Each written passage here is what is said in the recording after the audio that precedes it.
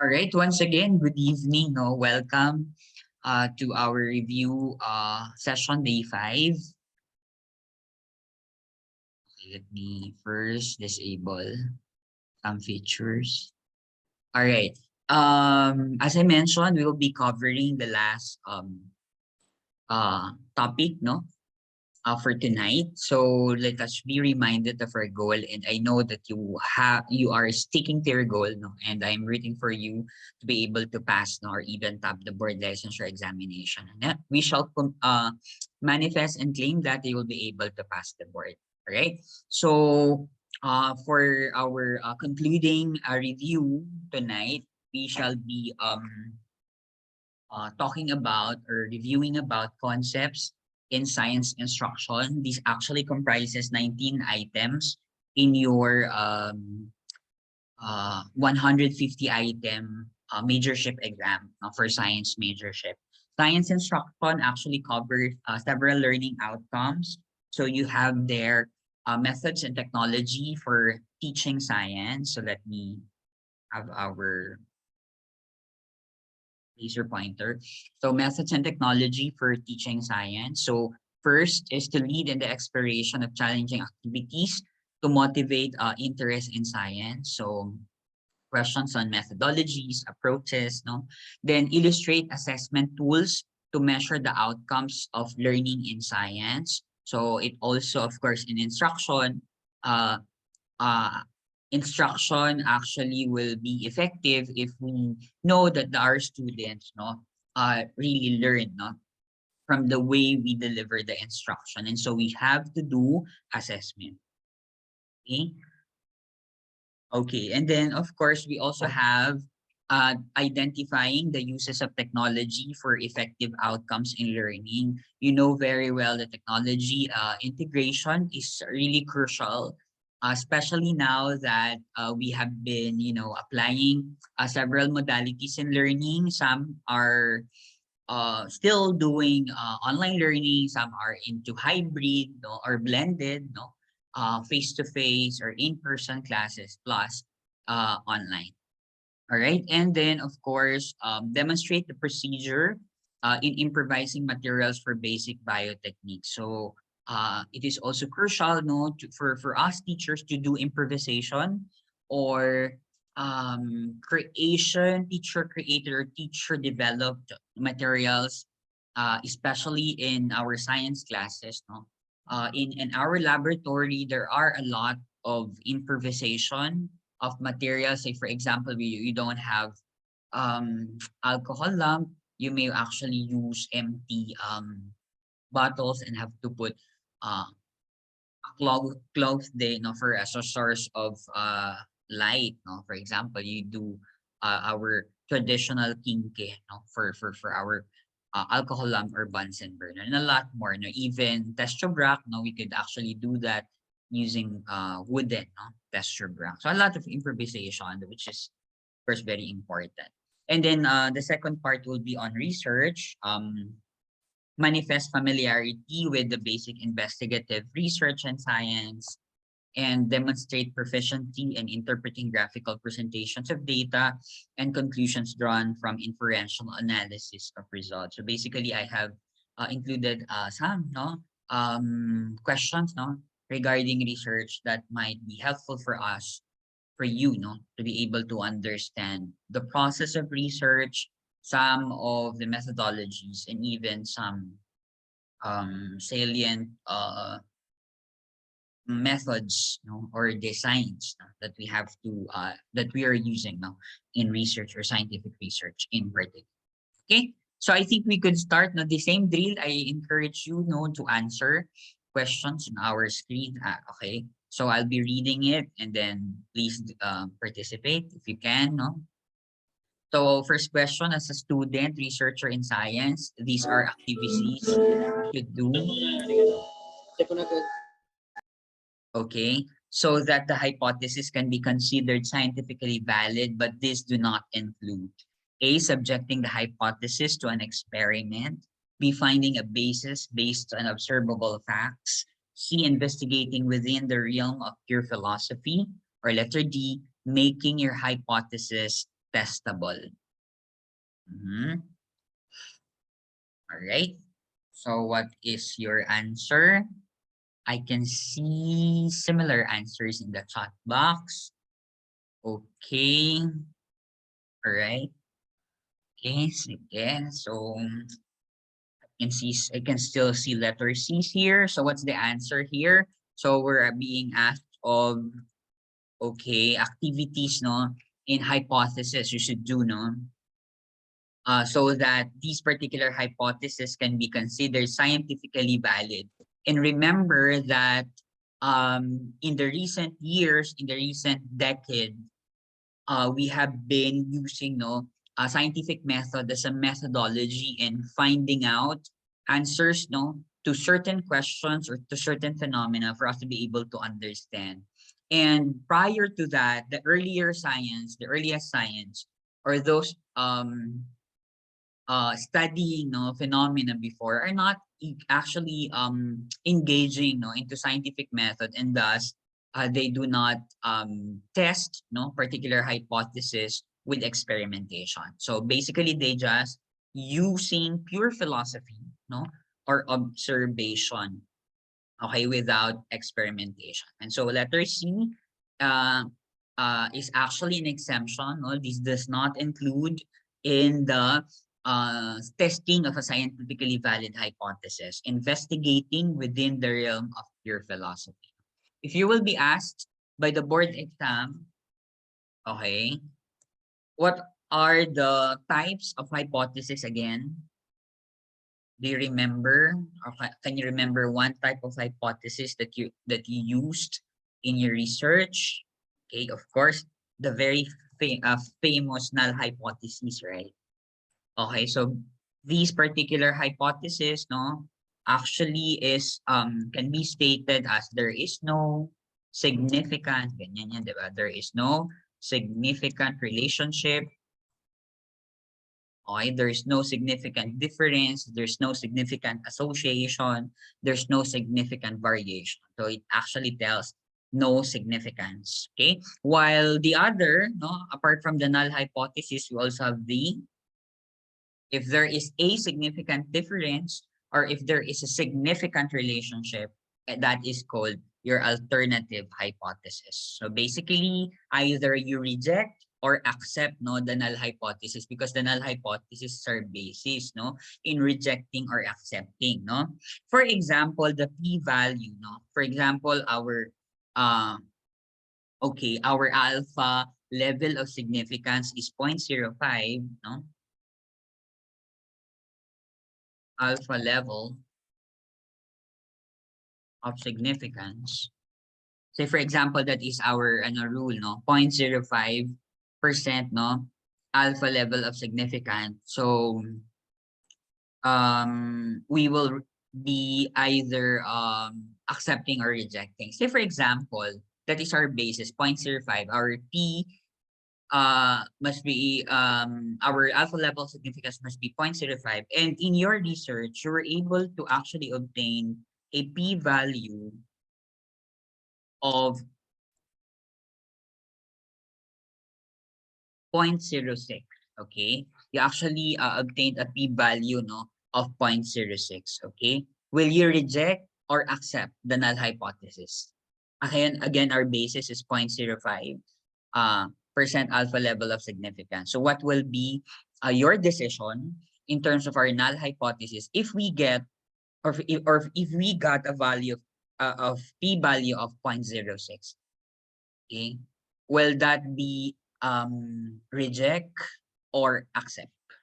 Okay, can you write in the chat box your answer if it's an acceptance of the null or a rejection?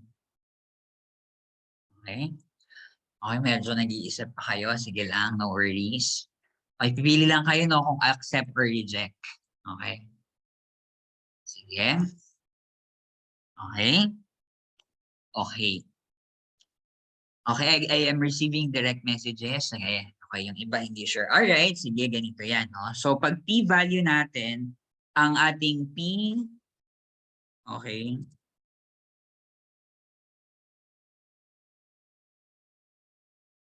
Okay, must be less than 0.05. Okay, so basically 0.06 is higher or lower than 0.05. Is it higher or lower?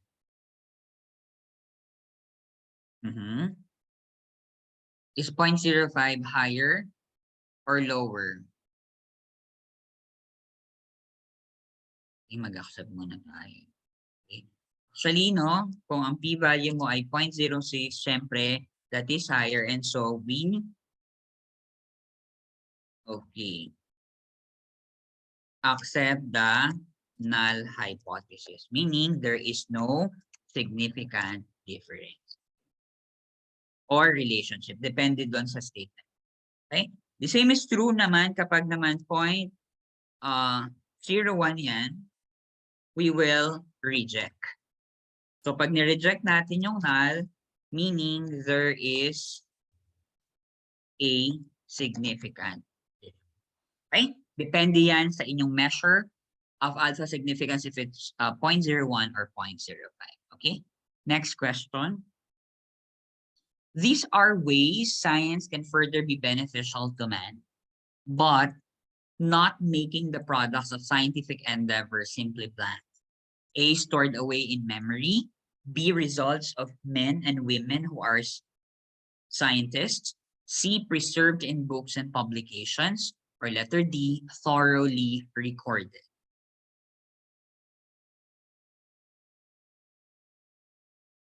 Okay, what's your answer?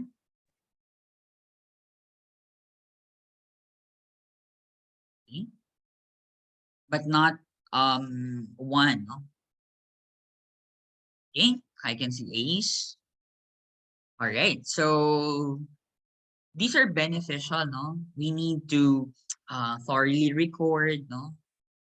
Ways in science. We need to preserve, no? In books and publications. That's why scientific publication now is really an important practice in science. So that if we have, for example, a certain result in our study, we need to publish them, no? That's okay.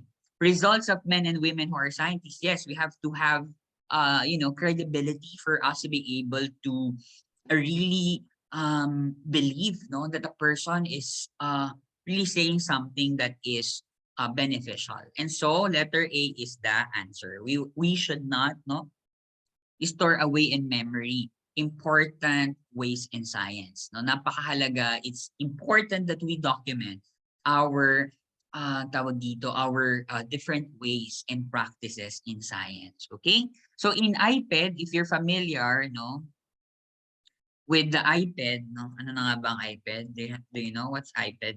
What does iPad mean in our curriculum in the Philippines, particularly in the Department of Education? iPad refers to, ano na nga ulit? What is the IP there?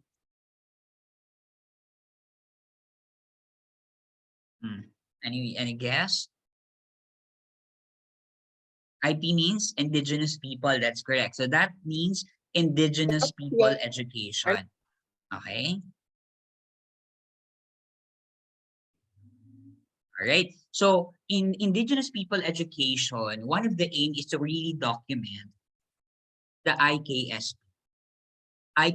IKSPs, no, of our indigenous people. IKSP means indigenous knowledge,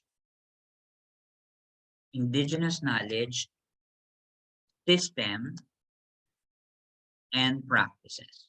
Okay, just in case matanong, no, not in science instruction, maybe in your prof ed, or it could also be in science instruction because, of course, the science is being offered, no, from grade 3, no, to grade 10, particularly in the basic education or pertaining to the basic education.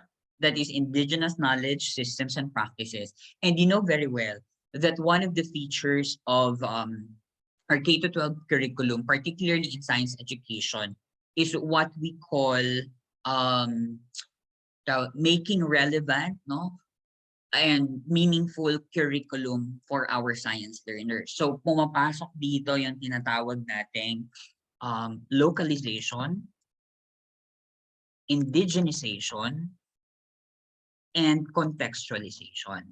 Okay? So basically, if we want, for example, our science lessons to be very meaningful, to be very relevant, and to be very realistic, no, connecting to the real life context, we have to localize. We make sure that the examples that we are giving our learners, our students, are actually localized in their own community. If you are teaching, for example, the concept of fermentation, and you are, for example, teaching in a coastal community, maybe as well use examples which involve fermentation of fish products, no, or fermentation of sea-related products. So that is something to do with localization. Now, for indigenization, you make sure that you um, preserve, no? Or you document yung sinasabi natin kanina pang IKSP, or the indigenous knowledge systems and practices. Or if there are community practices that you would want to integrate in your science lessons, which you think, no, is relevant to the topic. Example, if your topic is on teaching disaster preparedness, and one of the topics, for example, is about how what are the things that you should do before, during, and after an occurrence of, for example, a volcanic eruption. So pwedeng isasama mo dito yung mga IKSP ng, for example, ng mga IT people, na kapag daw merong mga lumabas na kung ano-anong mga insekto, no, sinasabi nila there would be a calamity, or there would be a volcanic eruption, and so on. This can be, no, integrated in your lesson. And lastly is in contextualization.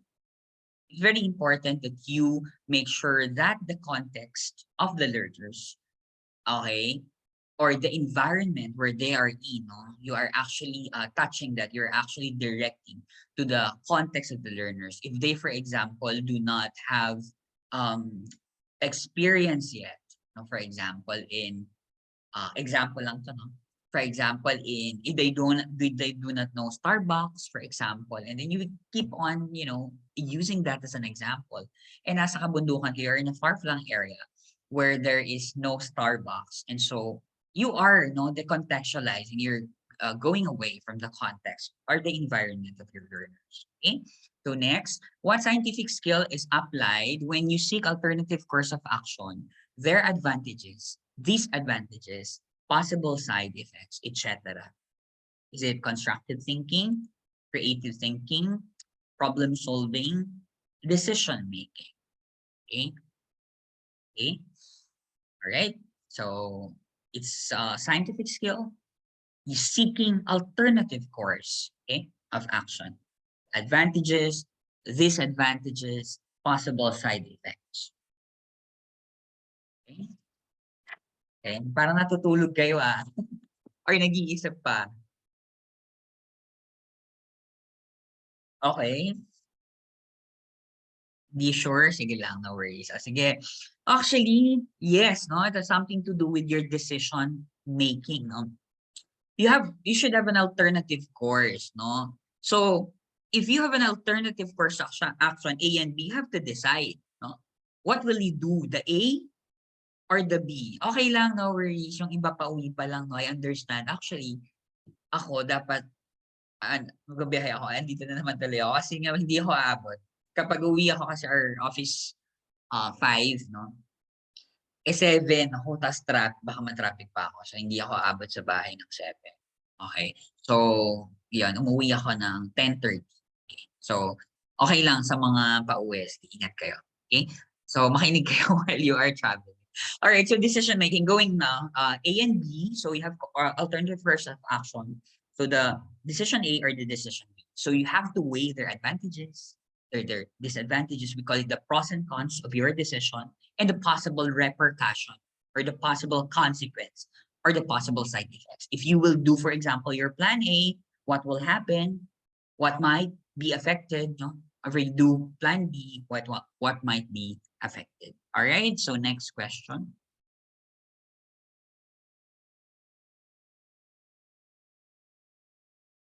Okay. Why is science valued? Because science has helped in satisfying many basic human needs, B, because sciences help in improving living conditions. C, because sciences cause detrimental effects in the environment. Or letter D, both A and B. All right. Okay. Yes, I can see a lot of these. Yes, and when we talk about science, okay, science has helped, no, in satisfying many basic human needs. Basically, our need for food, no, our need for shelter, our need for clothing, no, these are all products of science. And a lot of needs now. Our need, for example, our right for technology even is a product of science and technology. Because science has helped in improving living condition, that is also correct. Dati wala naman tayong mga appliance na ginagamit sa para mapadali ang mga proseso. But now, we have been gifted, no, with a lot of innovations and inventions and discoveries as well. And these has helped us. Letter C, although we acknowledge, no, this is truth. Science may also cause detrimental effects to the environment because of a lot of reasons. But because the question is on valuing of science, we do not value, no, the detrimental or the disadvantages or the injurious or the dangerous effects, no, that it can cause to the environment. And so our answer is both A and B. All right. Okay, next question. All right, so here, no, in the Philippine Constitution actually, no, anong year ang ating Philippine Constitution? What is our recent, latest Philippine Constitution? What year? Can you put in the chat box? Our recent, yes, diba? 1987. All right, napakatanda na, no? But of course, there are moves to really revise it. The charter change. Charter is another term for constitution. So that is constitutional change or charter change. Okay, so going back, of course, the 1987 Constitution, particularly Section 10, Article 14 on education, science and technology, arts and culture, and sports, no, spells out, no, the importance or the crucial role of science and technology. It says science and technology are essential for national development and progress. Okay, so you see there the vital role that science and technology play so that we will have a stronger country, stronger republic, stronger Philippines, no? And what department or agency is the lead agency for the development of science and technology in the Philippines? What department or what agency? That is Department of Science and Technology. All right? So Department of Science and Technology headed by, anong tawag sa head ng DOST?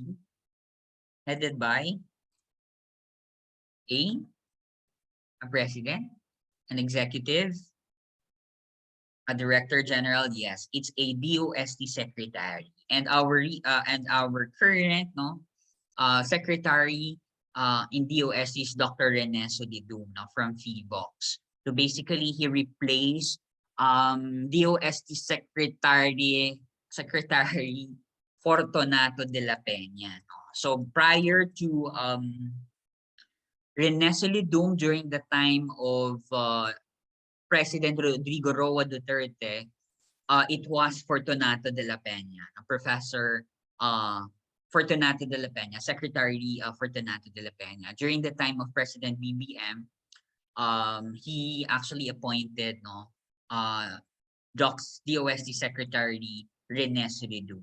Okay? So that's it for progress. No? The state shall, sabi dito, give priority to research and development. And so DOST has a lot of attached agencies concerning to research and development, pananaliksik at pag-unlad, invention, ng mga pagbubuo, innovation, mga innovation, and their utilization at paggamit ng mga ito. So not only that we produce research, we produce inventions and innovation, but we have to make sure that people are utilizing it.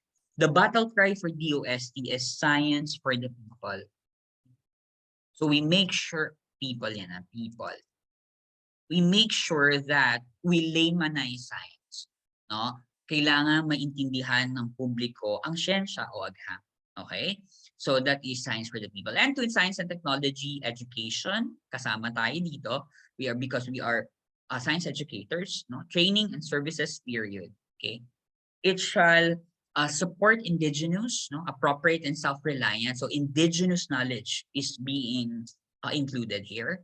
Scientific and technological capabilities. That's why I am so glad with what our researchers and scientists did, no, during the pandemic, especially in the early onset of pandemic, where there should be a testing kit for COVID, and there should be move, no, to develop vaccines, capabilities and their application to the country's productive systems and national life. Okay, so next, the physical sciences include physics, the study of physical things, chemistry, the study of matter, and astronomy, the science of celestial objects. What facet of science is illustrated here? Is it a broad body of knowledge? Science is a set of skills. Science is a social activity. Science is a global human endeavor. Okay. All right, I can see a lot of A's. That's correct. No, science is a broad body of knowledge, and it's being broad. No, opens up doors for different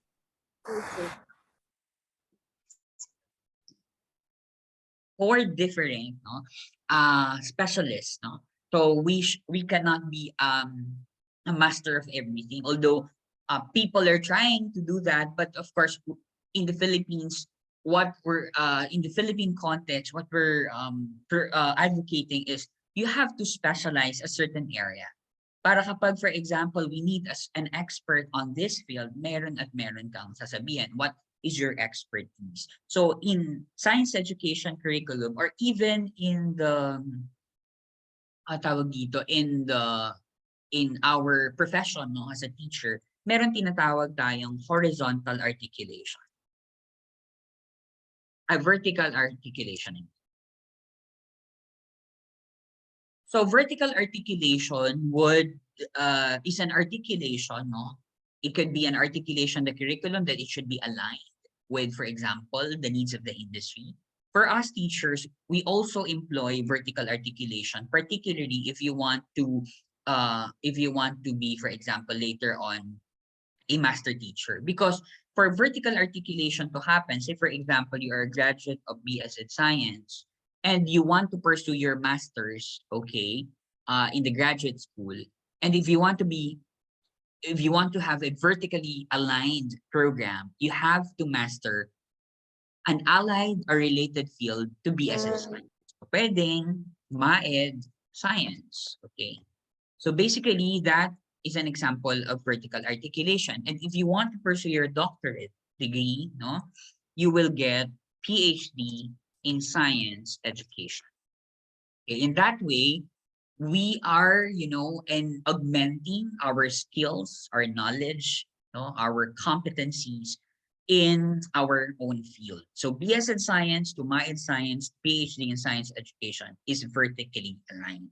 Now, if you want horizontal articulation, you get BS in science and then magmamaid ka ng, let's say, educational administration. Okay, so ang track na kinukuha mo ngayon dito, admin na. Okay? Parang, ano ba yan? Parang gusto mong mag-head teacher, di ba? Nasa administrative track ang mga head teacher and principal. But if you want to go to master teacher track, you specialize, no, with your field, and that is science education. Okay? So you, after the board exam, I'm not imposing, but I'm just suggesting or encouraging you to take your masters, no? In the Philippines, no, we have our postgraduate program, yeah, our masters and doctorate, no? Iiwasan natin sabing masteral, no? Because that's not even a word, or doctoral. So dahil professional tayo, di ba? And later on, you will become licensed professional teacher. We have to practice using masters or doctorate. So that's it for letter A. Next. So yeah, we mentioned this already in the past previous lessons that we have. Life sciences for biology. Ano na nga old name natin for biology? How do you call the old name for biology? Baka matanong, no? Part of your science instruction. That is your natural history. That's correct. That's why those who are specializing it is actually naturalist. Okay, chemistry is matter and composition. See, no, broad, no, physics, matter and energy, earth science, or geoscience. Okay, so next, the 6 basic scientific process skills are observation, communication, classification, measurement, inference, and prediction. What scientific facet is shown here? You can see B's here. Okay. All right. The answer.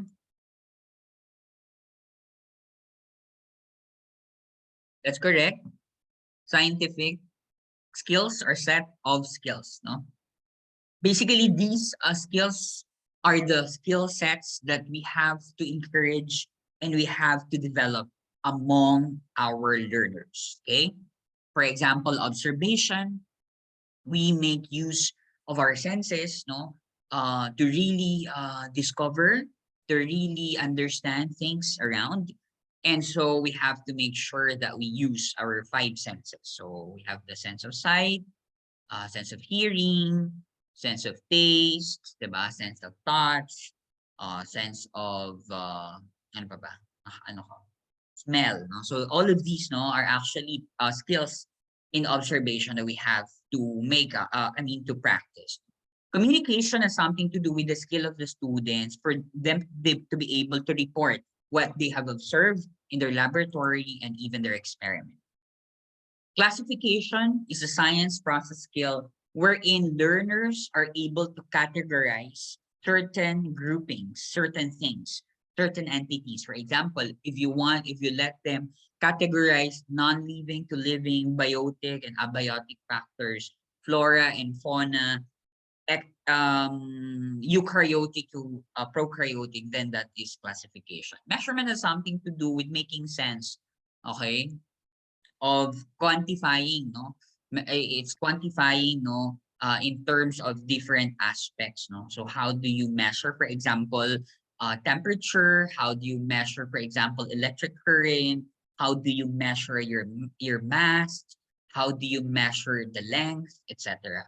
Prediction has something to do with okay, you're making sense of the data to forecast, no, or to tell what will happen next. So there are a lot of predictions, no, particularly with the onset of the climatic change or the climate change that we are facing. And so scientists do predictive studies to be able to calculate, to predict, no, ano ang mga pwedeng mangyari. And inference has something to do with you're making sense of data and trying to make sense of what is happening, no?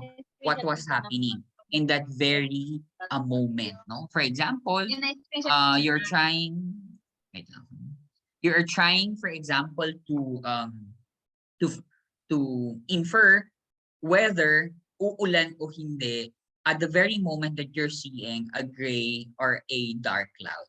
So basically, this has something to do with inference. So in language, inferencing, for example, is you have already the existing data, no? What will happen at the very moment, no? So this statement, what will happen in the future, and this is judgment of what you see, hear, and smell at the moment. Okay? Question, it is concerned about learning, teaching, and understanding science. Science education, science process, science teacher, science workshop. Okay, so learning, teaching, and understanding science pertains to, of course, science education. And in the Philippines, we have trifocalized, no, education. Ano nga ba yung mga ito nga bumubuo ng trifocal education in the country, the trifocalized system of education. Narinig yung trifocalized, we have 3, right? 3 agencies concerned with education. Okay, of course, you have your CHED, what else? DepEd, what else? Ano pa? Meron pa ba? And TESDA, that's correct, no? So basically, these compose our trifocalized system of education. Sige, sabihin nyo nga sa akin, Kung CHED, DepEd, or TESDA. Alright, sige. Higher education. Higher education. Siyempre, di ba? Commission on higher education. Grade 1 to 10. Grade 1 to 10. Ay sa DepEd. Grade 11 to 12. Grade 11 to 12. Siyempre, DepEd pa rin yun. Okay? Vocational skills. Vocational skills. So basically, TESDA yan, no? Majority, no? Because Technical Education Skills Development Authority. All right. How about secretary? DepEd, TESDA, or CHED? Okay? Okay? Ano pag secretary DepEd? Paano naman kapag chairperson? Chairperson. Okay, by the way, no, DepEd Secretary is now Vice President, no? Sara Z. Duterte. And then for CHED, we have, sino nga ba sa CHED? Si Prospero, Professor Prospero de Vera II. So our CHED chairperson is Professor Prospero de Vera II. And of course, for TESDA, we call it Director General. Okay? Science process because we also mentioned that science teacher tayo and we are pedagogues of science, we are educators of science, and science workshop is actually one example of professional development activity. So pag narinig ang professional development activity, it's actually an activity that develops our, that contributes our professional development. Okay, at marami yan. It could be seminar, trainings, work, conferences, and so on. Now, to give us a overview of our science education curriculum in the Philippines, you know very well that the science is being taught starting grade 3. Okay, parang may actual question ito sa Prof. Ed, no? Malay nyo matanong din in terms of how do we actually teach science, kailan tayo nagsisimula. So for elementary, we start teaching science at grade 3. And you know very well that our curriculum in science is subdivided into 4 quarters. The first quarter, second quarter, third quarter, and fourth quarter. Okay. So for grade 3, you know very well also that we have 4 areas na itinuturo in the K-12 science curriculum. Matter, okay, living things in their environment, force, motion, and energy in earth space. Matter corresponds to the chem part, living things in their environment for biology, force, motion, and energy for physics, earth and space for earth sciences. Okay, so for grade 3, that's how we actually sequence these topics until grade 7. Okay, so ganyan yung pagkakaayos ng mga topics. However, for grade 8, okay, force, motion, and energy is being taught in first quarter, followed by earth and space, okay? Then followed by matter, then followed by living things and their environment, okay? So this is how naman we teach, So we first teach force. For grade 9, living things, ang mauna, and their environment, then matter, earth and space, then force and motion, force, motion, and energy. While for grade 10, earth, space, force, motion, living things, and matter. Nagrereklamo yung mga specialist ng mga unang taon ng implementation ng science curriculum kasi anong nangyari na ngayon? Ano ba kasi yung how do you call ngayon ba, what type of curriculum do we have in science? It's in what approach? That is spiral, correct? We call it spiral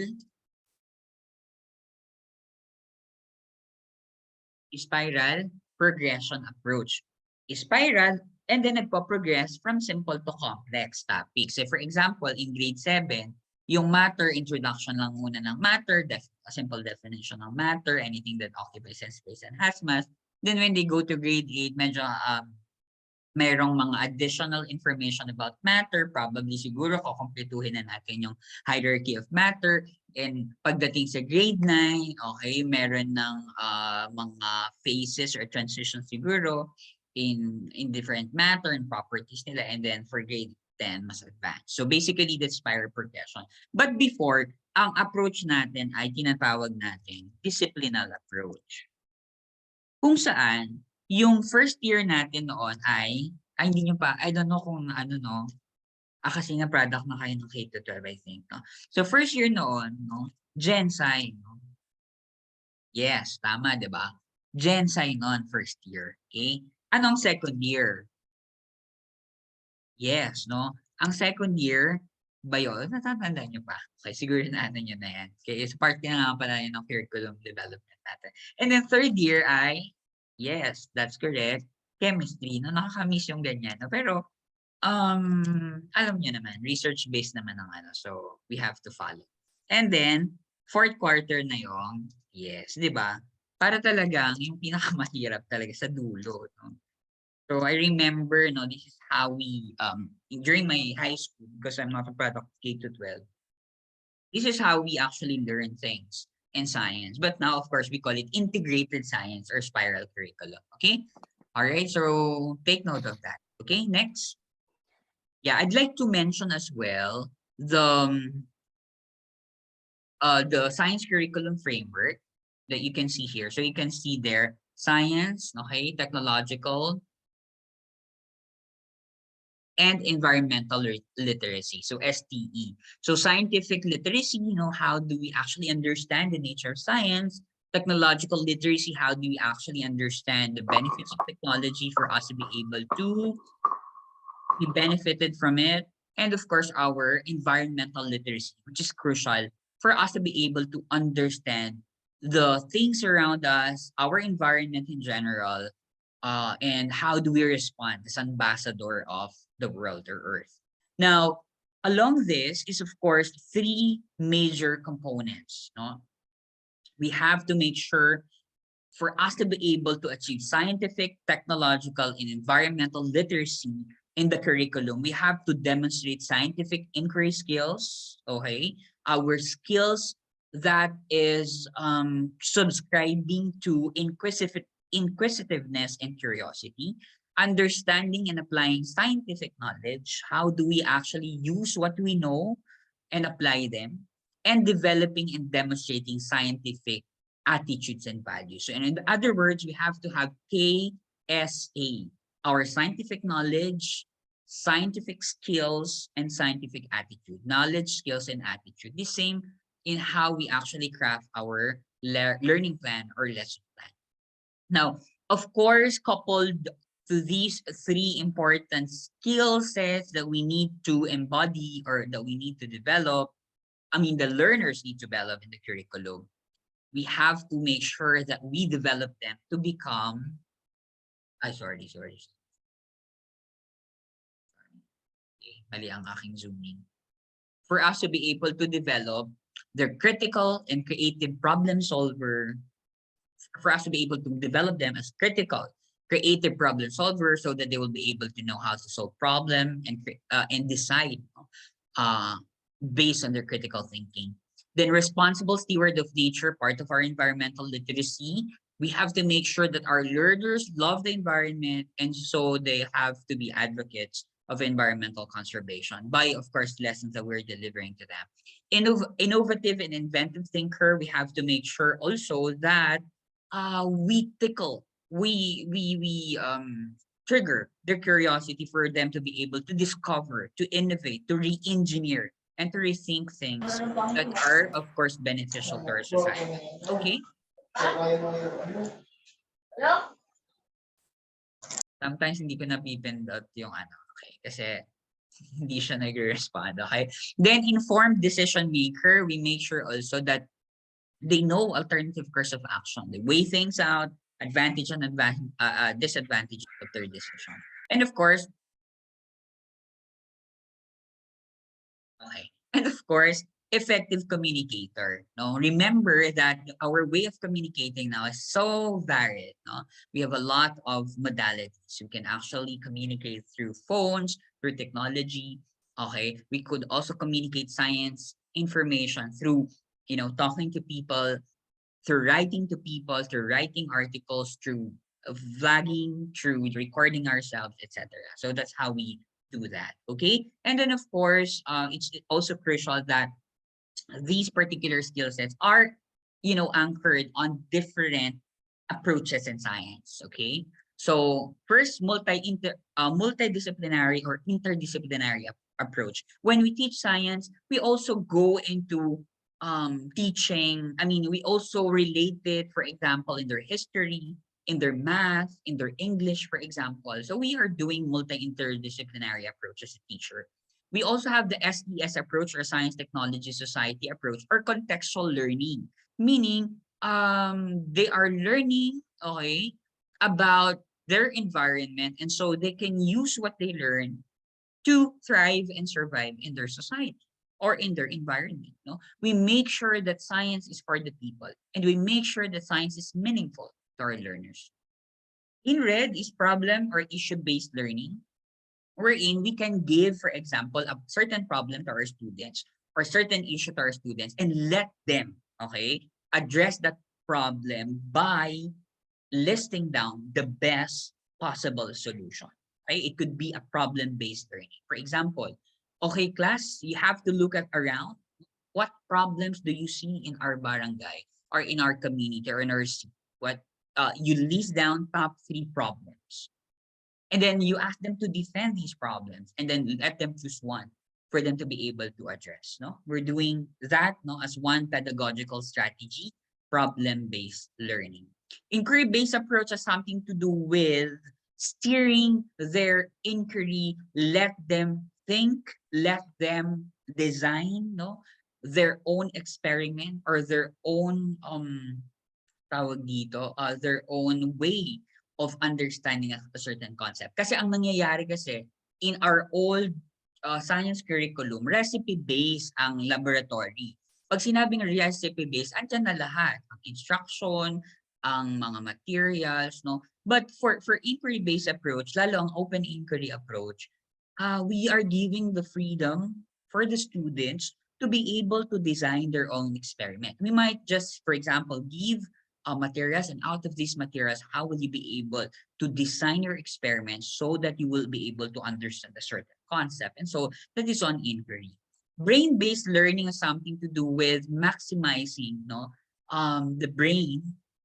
Okay, these are actually brain research-based strategies so that we'll be able to make sure that we utilize or we maximize, our brain neurons. This is part of neurology, especially neuroeducation. So may mga ganyan na rin mga activity. And of course, learning style theory. One of the approach of the K-12 science curriculum is for us to be able to understand the context in terms of the learning styles of our students. Are there more visuals, auditory, kinesthetic, tactile, etc. Okay? Social cognition learning model is something to do with for us to be able also to, for them to be able also to develop, no, social skills, no, for them to be able to learn also with their peers. Okay, the concept of collaboration, concept of teamwork. That's why in K to 12 there are a lot of group-based activities, um, by pair, triad, no? Paano ba yun? By pair, by triad, no? Or by group. Okay, and a very important, no, feature of K-12 science curriculum is constructivism.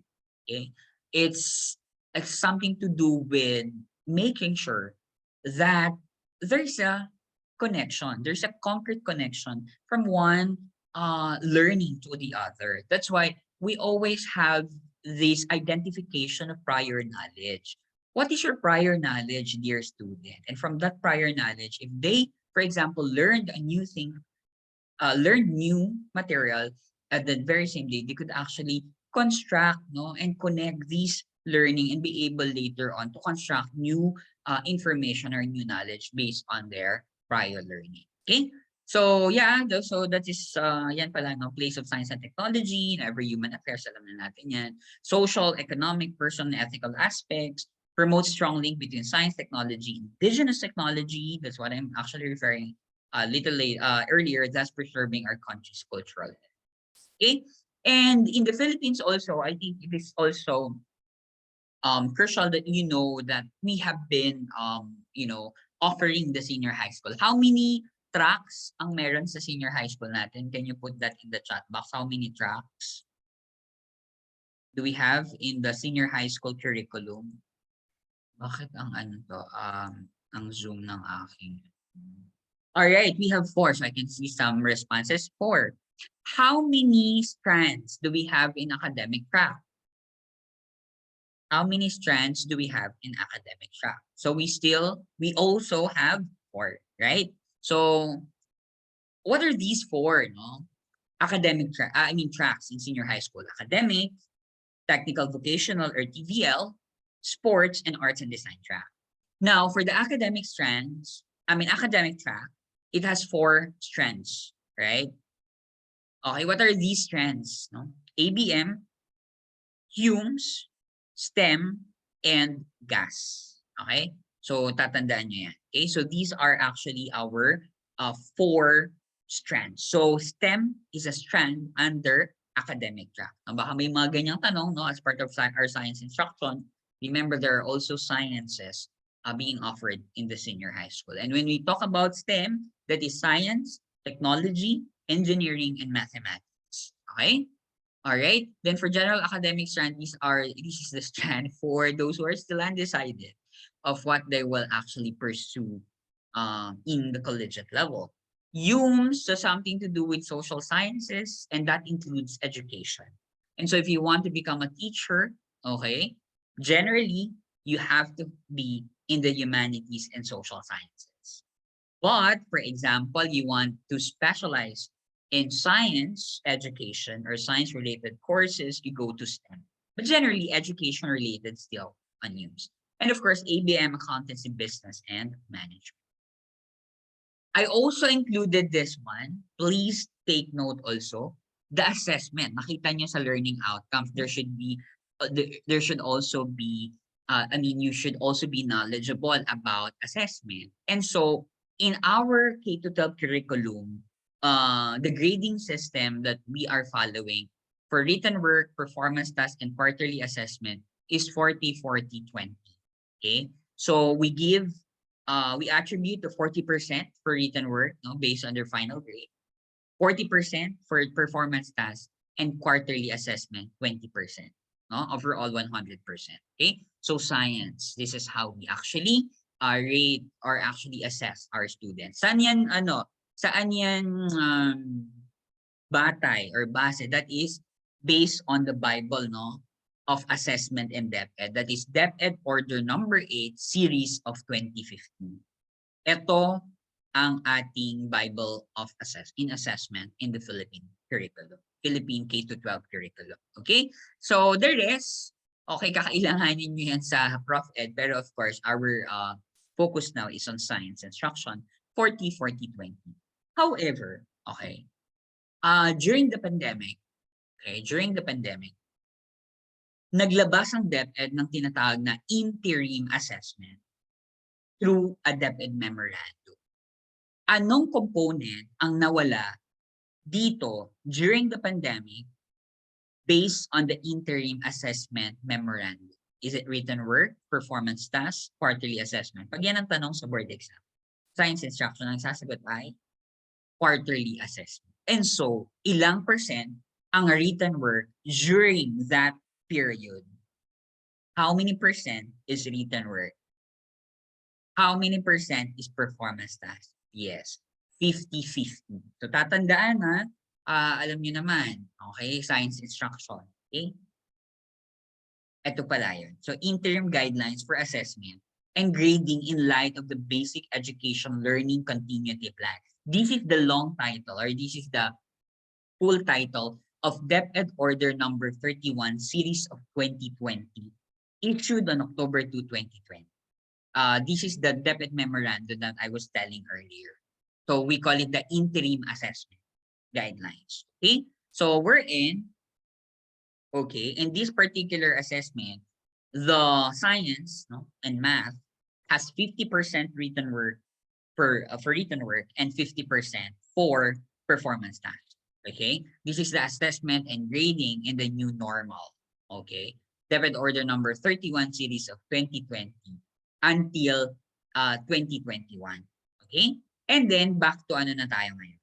Dahil back to normal na naman, nasa face-to-face instruction, we go again to depth and order number 8, series of 2050. Okay? Alright, so we're talking about assessment. Okay, alam natin that in science, we actually, give a lot of different assessments. Okay? Sige nga, mag-drill lang tayo ng konti. Sasabihin nyo sa akin if assessment of, assessment, or off na lang yun ang type nyo. If it's assessment of, type of, assessment as, or assessment for. So off, as, or for. Okay? So for example, the science teacher, after a 1-hour lesson, gave a 5-item test about friction. Is it assessment of, assessment for, assessment as? Right? Okay. So nagpa-quiz siya after 1 hour na nagturo siya. 5 items about friction, A, B, C, D, multiple choice. So that is assessment 4. Okay? It's formative, remember. Assessment 4 is a formative assessment, which means that the teacher is trying to see whether there is what we call monitoring during, kasi still during instruction still during instruction. So he or she is monitoring whether he can actually proceed with the next lesson. So formative. So that is assessment for learning. Okay, another. The teacher gave a learning module to his students, and part of the module is a self-assessment checklist of the conceptual understanding that they have to develop. So is it as, for, or of? Okay, very good kayo ha. That is correct. Because part of which is a self-assessment or self-reflection of the learner, whether he or she is learning or not. That's the very reason why teachers actually included a key answer sa mga modules sa likod. Yun ang yun ang pinaka-purpose dapat for the students to be able to check their learning. Pero dahil nga ang nangyayari, copy na lang, no? Ng mga estudyante, may sagot naman pala sa likod, ilagay ko na dito. But the very reason, siguro na-fail lang siguro to explain that to the parents and to the students themselves. But I hope not. Pero dahil makabalik naman na, so okay na yun. No? But of course, if you do that, modular-based instruction, we make sure that we also explain the very reason why. Yeah, that is self-monitoring. Okay. Another. At the end of first quarter in grade 7 science, the teacher gave a quarterly assessment. What is that assessment? Of course, that is your off. Because other term for assessment of learning is summative assessment. And it should be after instruction. And usually, an assessment of learning or summative assessment happens in a chunk of units. It could be several units, several lessons in a unit, or the entire quarter with several lessons. Okay, so that is assessment of. Okay, tatandaan. Okay, next. Alright, sige, gamit na ako. How about, for example, you actually gave a diagnostic test, a 10-item diagnostic test to measure the prior knowledge of your students about cell. Okay, diagnostic test. Okay, pag diagnostic test, that is also another term for your pre-tests. And that is part of our before instruction. Alright? That is before instruction. Bago ka magturo, i-check mo muna ang prior understanding. Kaya nauso, during bago ang start ng klase, magtaka ka, bakit ang start ng klase mag-exam? Mag-exam ng 50-item test. Because the teacher is doing his or her job to ensure nasa na ba ang level ng knowledge ng mga batang tuturuan ko for the entire year. Okay? Pag hindi nagpa-test, wala siyang baseline data, no? Wala siyang magiging parang tawag dito may term tayo dun eh. Mastery, no? Anong competency ang kailangan mas i-master or mas tugunan ng pansin. Okay? So that is assignment 4. So alam niyo na yun. Okay? So next. It is a series of processes for validating and expanding scientific knowledge, A, scientific literacy, B, scientific method, C, scientific name, D, scientific jargon. Okay.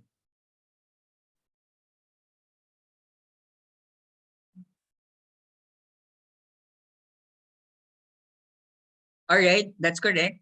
Our scientific method, we validate and expand our scientific knowledge through this process, no? So scientific knowledge, literacy, your ability to gain scientific knowledge and for you to be able to become scientifically adept or scientifically literate. The very aim, no, of the K-12 curriculum is for us to be able to develop holistic and functionally literate learners, okay, the K-12 in general. But in science education, you see there, you have to develop our students in terms of their scientific literacy, technological literacy, and environmental literacy. So tatandaan nyo, these are the goals, no, of science education embedded in our K-12 curriculum. Of course, scientific name, alam nyo na yan, binomial nomenclature. Okay? Then, science, hanggang sa dulo, science workshop, professional development course. So it's a professional development activity. Okay? That's the very reason why we have in the Philippines, CPD. Okay? What do you mean by CPD? Okay? Teachers. Ano na nga ulit ang CPD? It's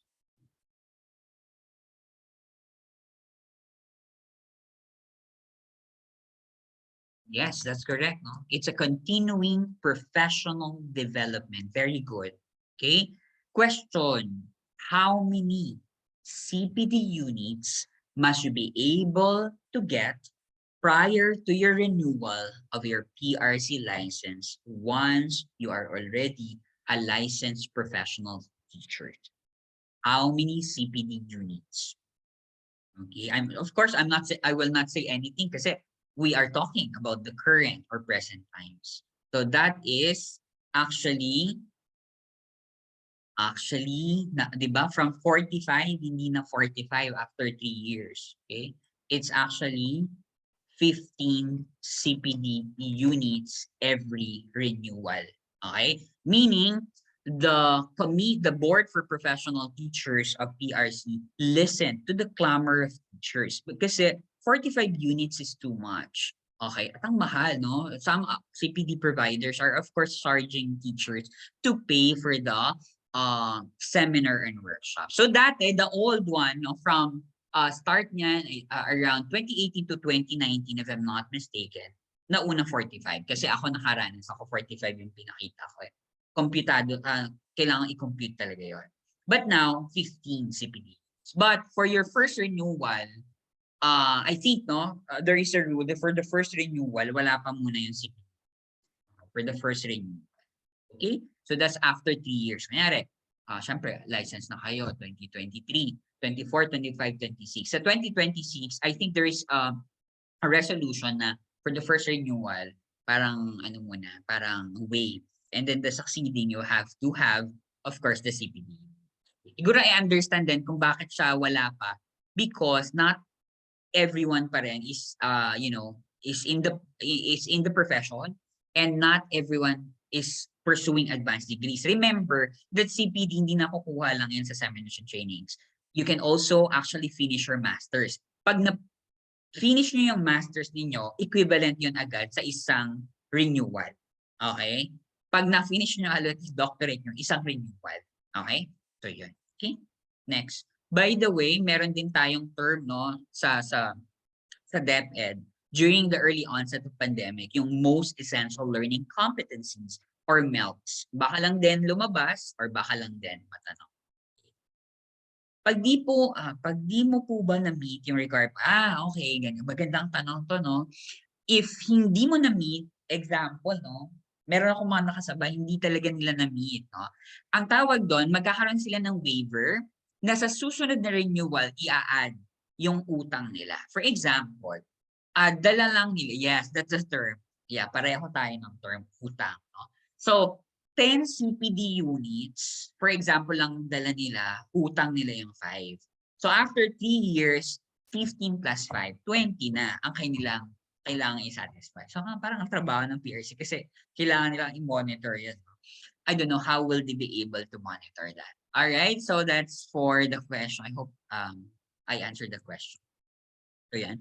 Ang mga milk ay tinutukoy ng mga, sabi dito, ng mga kailangan ng isang mag-aaral upang magpatuloy sa kanyang marka, makatawid sa susunod na baitang at magkaroon ng isang matagumpay na buhay na hinubog ng may kalidad na edukasyon.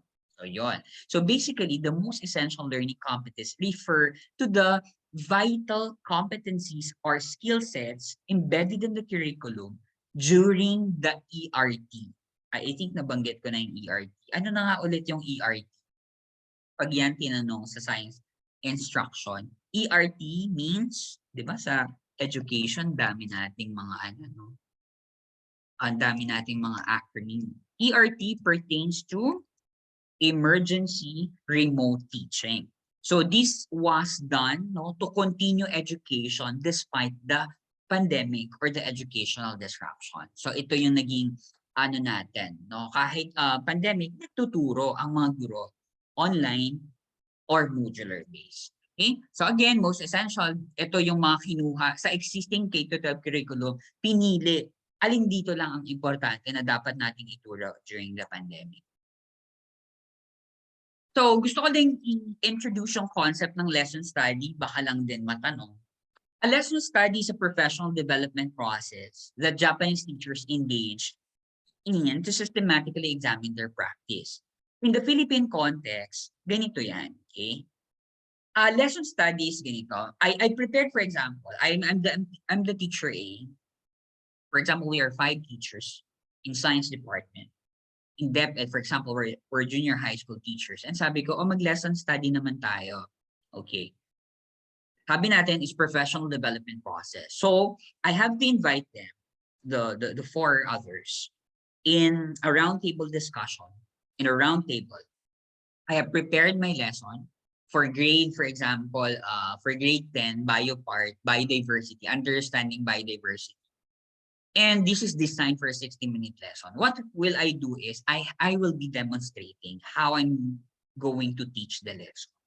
Then after I demonstrated that to the 4 teachers who are witnessing or watching me, inputs, critical inputs, constructive feedbacks will be asked from them. And so they will comment and they will critique me. All right, so this is, I think you should just do this instead of this one. You might want to change this, you might consider this, better if this. So that is more of professional development process. So the goal is to improve the effectiveness of the experiences that the teachers provide to their students. So just in case ng matanong, professional development course, examining their practice, tawag dito, adopted from the Japanese teachers, that is a lesson study. You are literally studying the lesson prior to its implementation to your classroom. Maganda to, kasi makikita din talaga na you can have an external perspective of your lesson. Okay? Next, gusto ko lang din i-mention yung 7E model of instruction. So this model emphasizes the transfer of learning and the importance of eliciting prior understanding. So from eliciting to transfer of learning, So basically, for 7E, it is actually an expansion of what we call the 5E model. A proposed 7E model emphasizes transfer of learning and the importance of eliciting prior understanding. So, ano ba yung mga important steps dito? So it was developed by Arthur Eisencraft, taken from the science teacher in 2002, based on the National Association of Science Teachers. And you see here that we have the 5E model, that's the original one. Engage, something to do with how you motivate and engage your learners in your lesson. Explore has something to do with you let them do a certain task. It could be a learner-centered activity. And then after which you would be able, they would be able to present and then explain, okay? the findings that they did in the experiment. And then, of course, based on their explanation, you can elaborate the lesson. You can discuss, no, what was transpired in your class. And then after which you evaluate them. You assess them whether they have learned from the exploration activity, from the explanation, and from the elaboration that you did.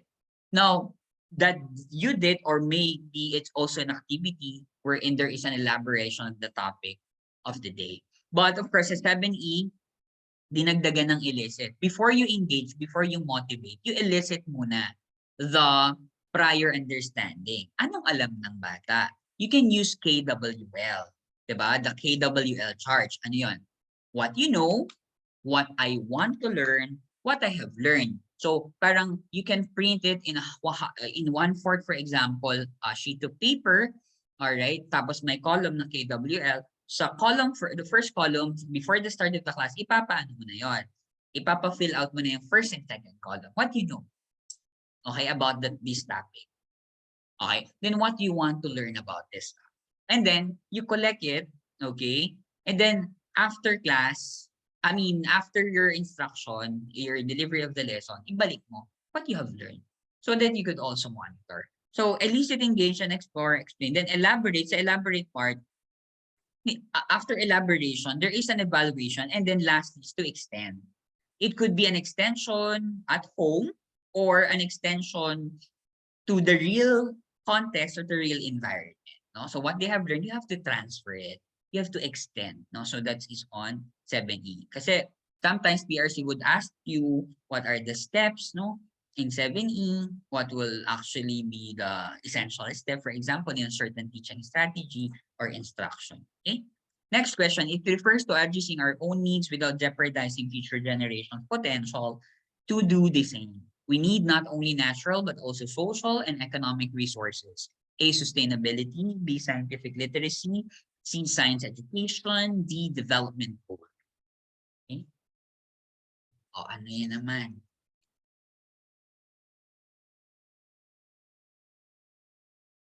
It's actually addressing our own needs ngayon without compromising ano yung pwedeng makuha or mapakinabangan ng susunod na generation. And that is sustainability. Okay? It's actually sustainability. How do we actually make sure that the future generation has still resources that they have to use? Okay?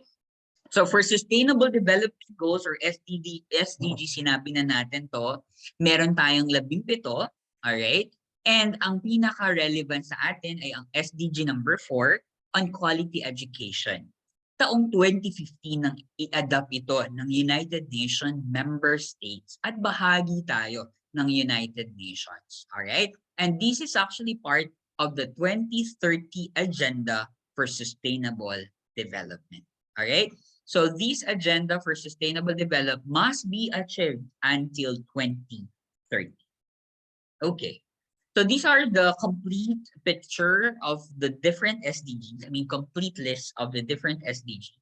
So number 1 still, of course, end, eradicate poverty. No poverty. Okay. Second, zero hunger. Okay. Walang magugutom. 3, good health and well-being. I hope you are also taking care of yourself. We have to, no? Then quality education, that's what we do. This is our passion and this is our commitment para sa bayan. Number 5 is gender equality. How do we respect people despite of their gender?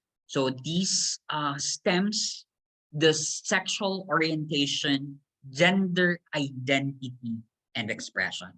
How do we actually respect diversity in terms of not only gender, okay, but other, like race, ethnicity, religion. And of course, in gender equality, we empower women because women are seen to be vulnerable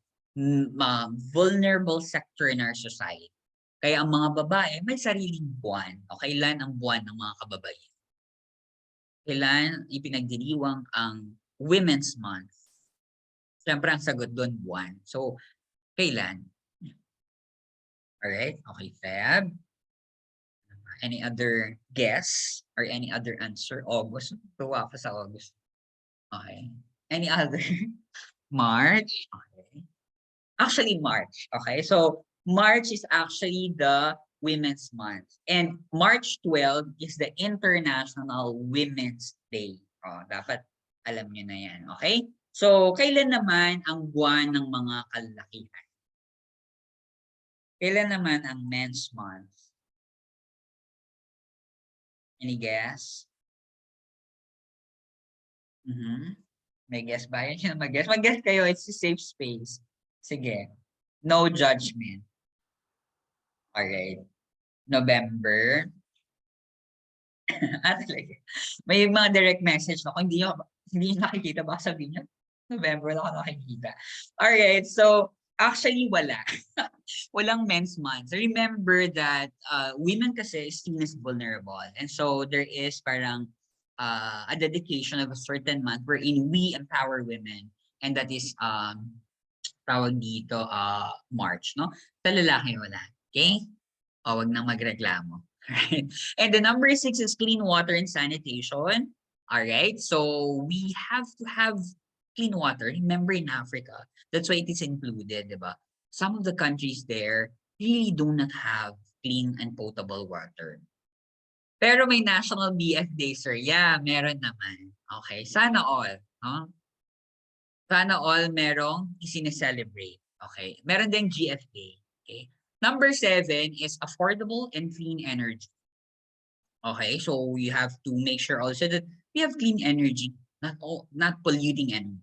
Decent work in economic and economic growth. Number 8. It has something to do also with Magna Carta of teachers. Kind of related because we have to make sure that we know our rights, no? And we have a decent work. O, ilan na ba ang sahod ng mga teacher 1? Ngayong 2023, January 1, effective for the 4th tranche ng salary standardization law ni Duterte is 27, no? Yes, 27K na. Pumalo na ng 27K. But is that enough? I'm not sure, no? Kasi ako, ano pa lang ako din, mababa pa lang din yung ano ko because delayed ang promotion sa higher education due to the NBC cycle. But for us, starting ng CHED is Instructor 1. And Instructor 1 is salary grade 12. Ang Teacher 1 is salary grade 11. Just in case matanong, no? SG 11 for Teacher 1 sa DepEd, mas mataas lang kami ng isa, SG 12. No? Pero kapag nag-aral ka naman sige, there will be promotion and then there will be perks naman, no, of pursuing your advanced degree. So mag-aaral. Huh? Then in that industry, innovation and infrastructure, reduce inequality, so SDG 10. 11 is sustainable cities and communities. No, I hope your cities, no, if you're living in a city, is really sustainable. Okay. Then responsible consumption and production, paggamit ng mga resources na pag-consume with responsibility. 13 is one of my favorites, climate action. No, that's still one of my advocacy in climate change. All right. And then 14 is life below water. There's something to do with life, the aquatic life, the sea, the marine biodiversity, and of course, life on land. Our life on land, our biodiversity, terrestrial biodiversity. All right. 16 is peace, justice, and strong institutions. And of course, 17, eto lahat yun. Partnership for the goals. So this has something to do with collaboration, teamwork, solidarity, yan, pagsasama-sama ng mga bansa upang maisukatuparan ang mga adhikaing ito ng mundo, no, by 2030. In the Philippines, ang meron sa atin ay ang tinatawag nating ambisyon natin 2040. This is actually our Philippine Development Plan. Naka-anchor ito. At ang gumawa nito ay ang NEDA, the National Economic Development Authority. At 3 ang pillars nito. Ang magkaroon tayo ng matatag, panatag, at maginhawang buhay. Okay? So pwede nyo rin i-anchor. by the way, the reason why I'm actually discussing SDG is you can actually relate it to the lessons, no? Every lesson, kung anong SDG ang target.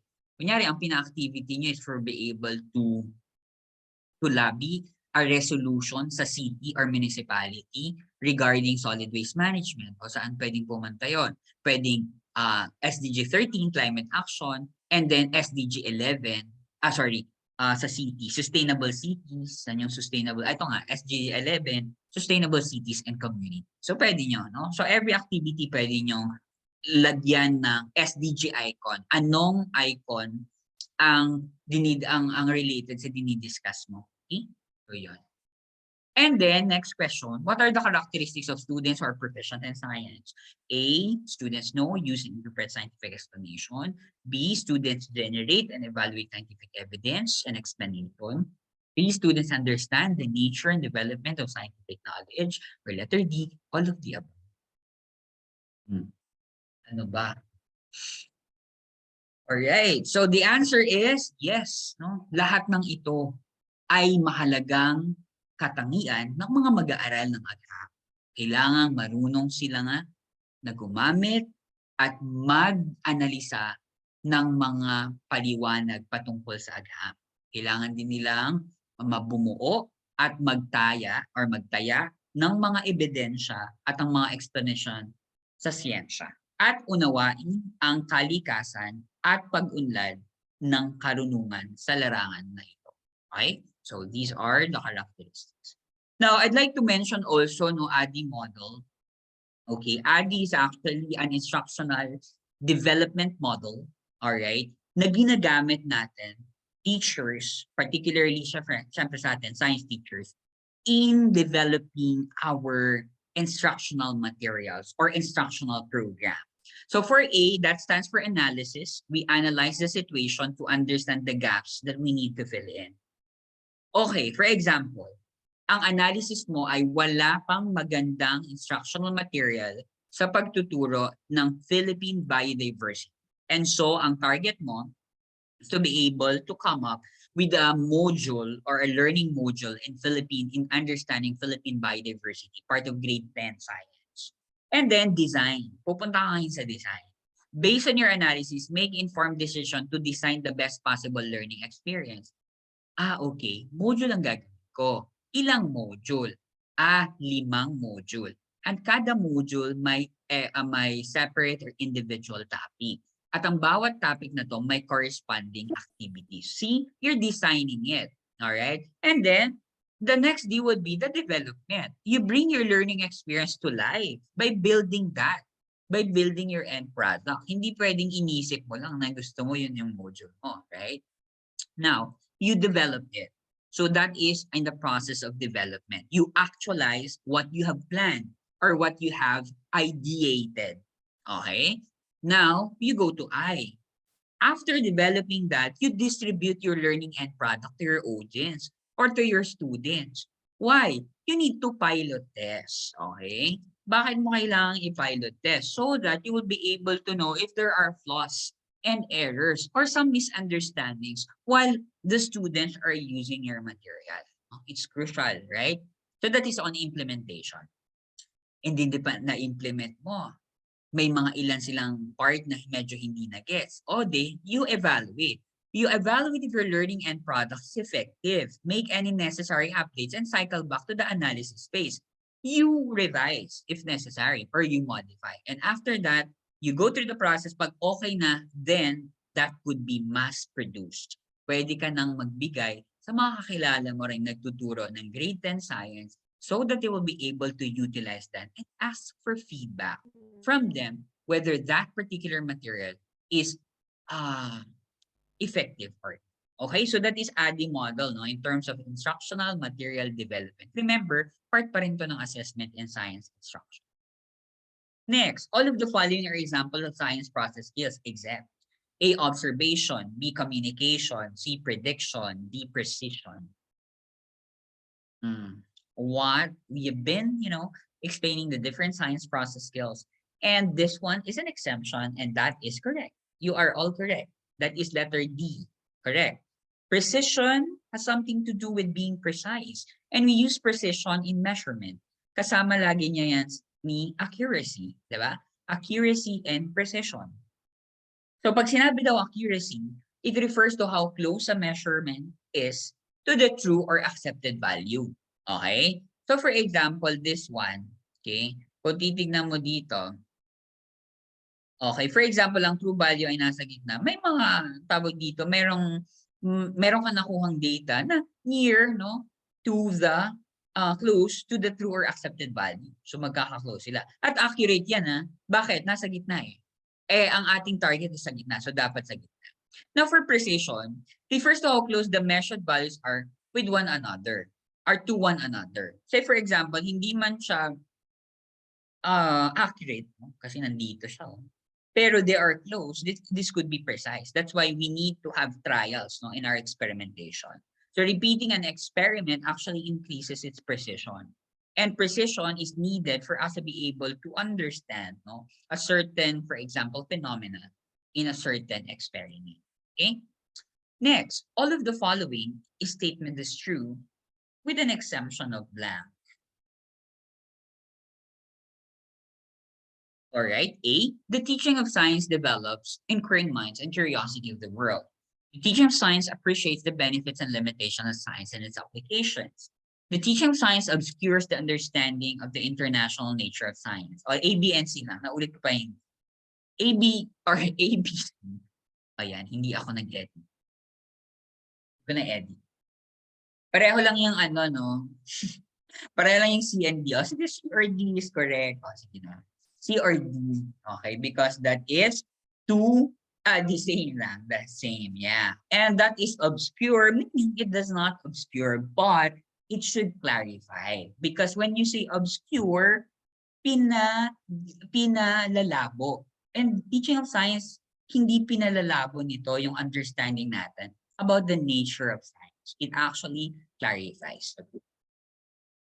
Yan, C and D. Next, ayan, I'd like also to direct your attention, since we're talking about science instruction, the terms pedagogy, andragogy, pedagogy, andragogy, and heutagogy. Well, pedagogy or pedagogy is a teacher-led learning. It's a teacher-directed, okay? We are the teacher and, for example, we have our learners, no? It's actually unidirectional transfer of knowledge, information, content to our learners, no? But according to Herbert in 1776 to 1841. Because we are teachers, we have to specialize in pedagogy plus what? We have to be to specialize with we have to learn, no, about pedagogy and what, so that we'll be able to become an effective teacher. Ano ang dapat nating aralin? That's correct. We have to have pedagogy plus content. All right? So that is why our curriculum in the teacher education curriculum, according to the CHED Memorandum number 75, series of 2017, and that's your curriculum. Okay? Yan yung curriculum na tinapos mo. Naandyan sa professional education courses ninyo ang mga pedagogy courses. At ang content courses, meron din. At ganun din sa specialization nyo, may content and pedagogy.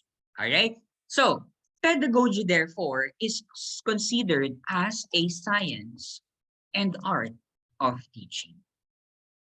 Kung matatandaan nyo, yung mga naunang courses, ganito, Bachelor of Science in Secondary Education. Ganun pa rin ba? May science pa rin ba? Bachelor of Science in Secondary Education. Yung ating course. Yes or no? Wala na, di ba? Wala na po. Okay. Di ba? Kasi teaching, alright, or education is not only a science. It is also an art. Okay? So that is pedagogy. So if you are practicing pedagogy, anong tawag sa'yo? If you are practicing pedagogy, anong tawag sa'yo? Ikaw ay isa. You are what? Isa kang? Okay, nagpa-practice ka ng pedagogy. So, ano ka?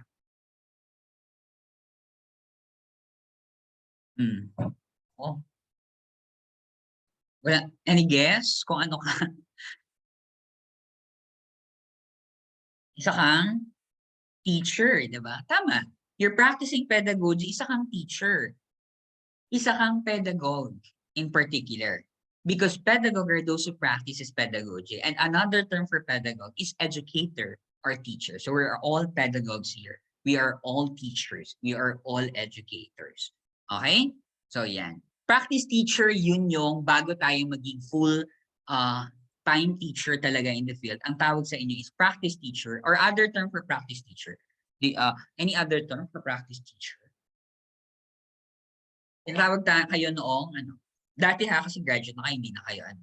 So basically, you are pre-service teacher, no? Or other term for pre-service, student teachers, okay? Daming tawag, no? Or prospective teacher.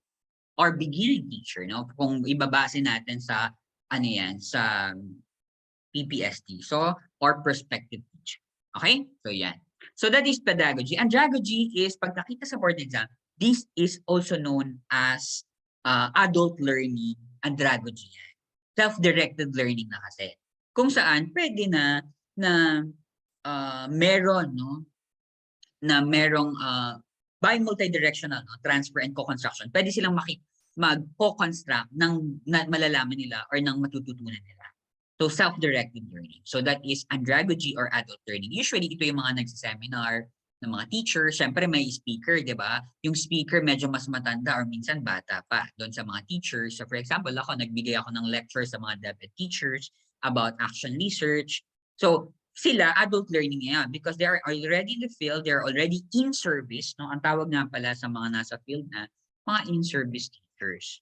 Kayo noon, pre-service. So kami ngayon, nasa in-service na kami. So in-service teacher. Okay? So by multi-directional, pwede akong magpa-workshop, may sasabihin sila, I will accept that, I will use this as an example, since we are co-constructing knowledge. That's according to Malcolm Knowles in 1970. And the very buzzword now is pedagogy. Okay? It's a buzzword. Why? It actually was the kind of education during the pandemic. Self-determined learning, learner-centered learning. The learner, the teacher's learner is teacher. Okay? So here, self-identifies learning needs and outcomes, advance beyond own knowledge and discipline, seeks and acquire adaptive competencies, engages in double deep learning, self-reflection and transfer by learning.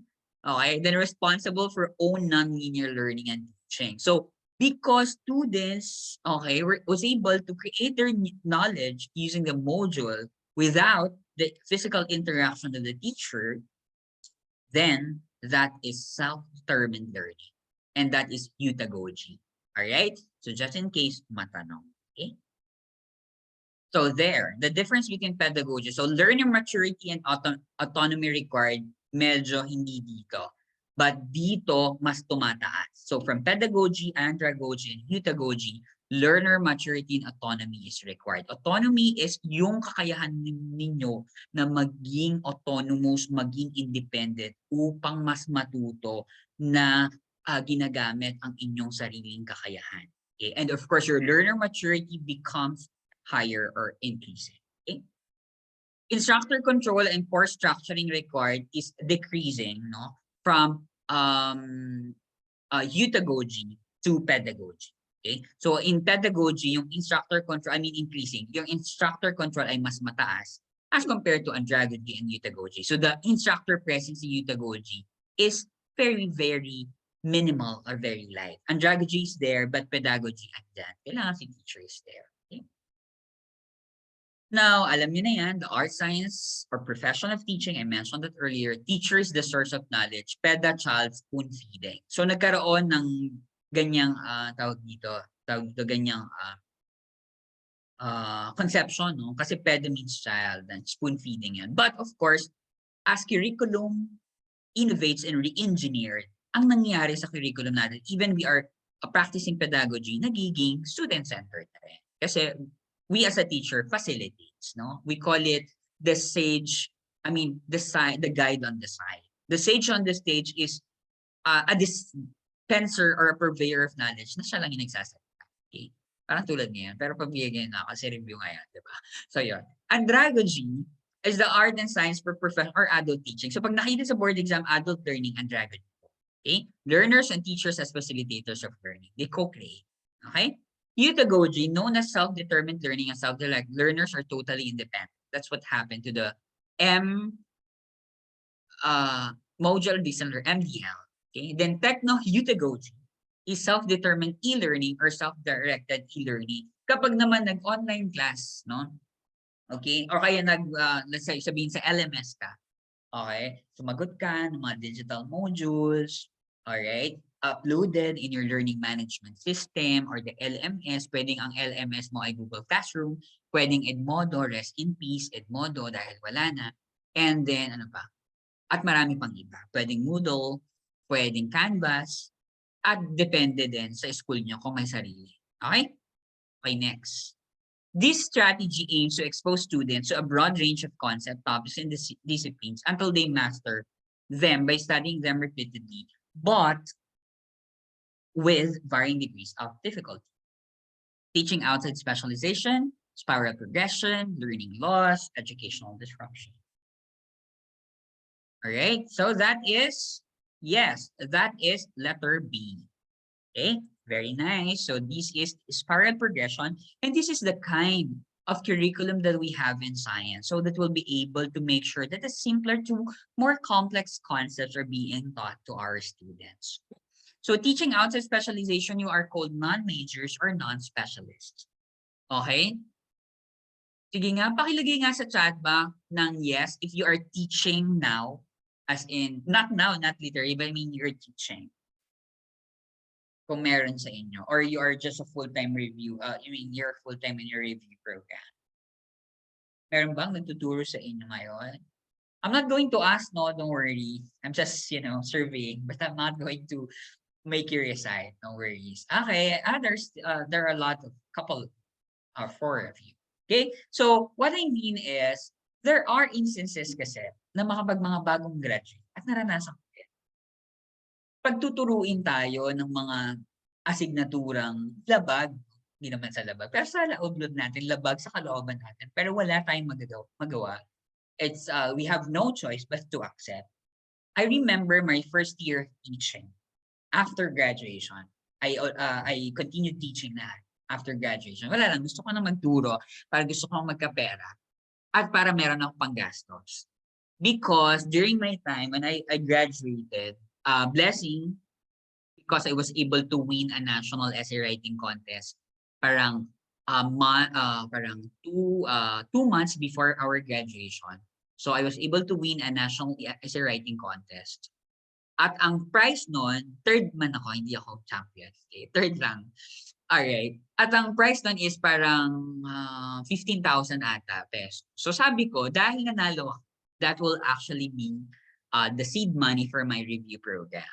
And ang napili kong review center ay ang PNU. Kasi pangarap ko talaga mag-aral doon. And so, sabi ko, hindi man ako nag-aral doon. So, at least, okay, magre-review ako sa PNU.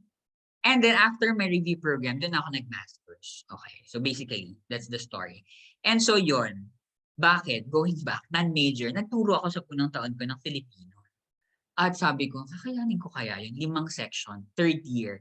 At ang itinuro ko pa ay Noli Me Tangere. Kasi Noli Me Tangere ng third year, El Filibusterismo naman ng fourth year. So binasa ko rin ng kabanan. Pero ngayon, medyo fading na yung ibang mga scenes sa utak ko. Because that was years ago. Okay, so spiral progression na nandiyan na yan. The learning loss has something to do with, it refers to any specific or general loss of knowledge or skills or to reverse of an academic progress. At ito yung kinatatakot ng mga educational planners and educators during the early onset of pandemic na dapat we continue education. Kasi it was March, di ba? 16, 2020, the Luzon-wide community enhanced quarantine, di ba? And then March 17, kinabukasan noon, nung March 17, hindi na talaga pumasok ang mga estudyante, ang mga kawani ng gobyerno sa buong kalusunan. And then basically after noon, nag-iisip ngayon, paano na mga ano, kasi parang may remaining weeks pa kami noon. So parang hindi muna, wag daw muna mag-ano, wala daw muna ibibigay na activity kasi pandemic. Parang 2 weeks kaming na bakante. And then eventually, yan, nagkaroon ng mga plano. Kaya ang DepEd, meron silang tinatawag na BELCP. Okay? Ano ang BELCP? Okay? So, magmi-micturate lang ako sa one.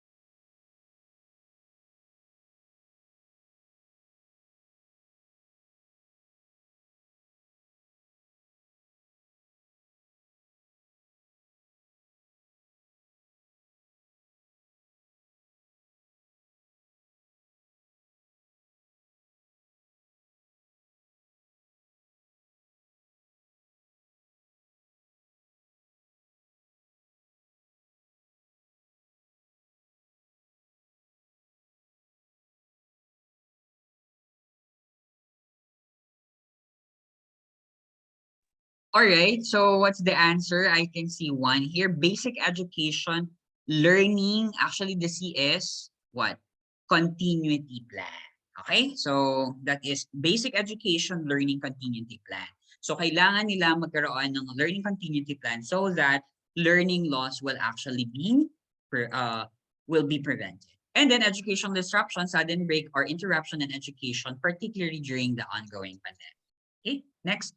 The basic science process skills are observation, communication. Parang naulit na to. What scientific process? Sige, trying to answer it. As shown here. That is, of course, letter.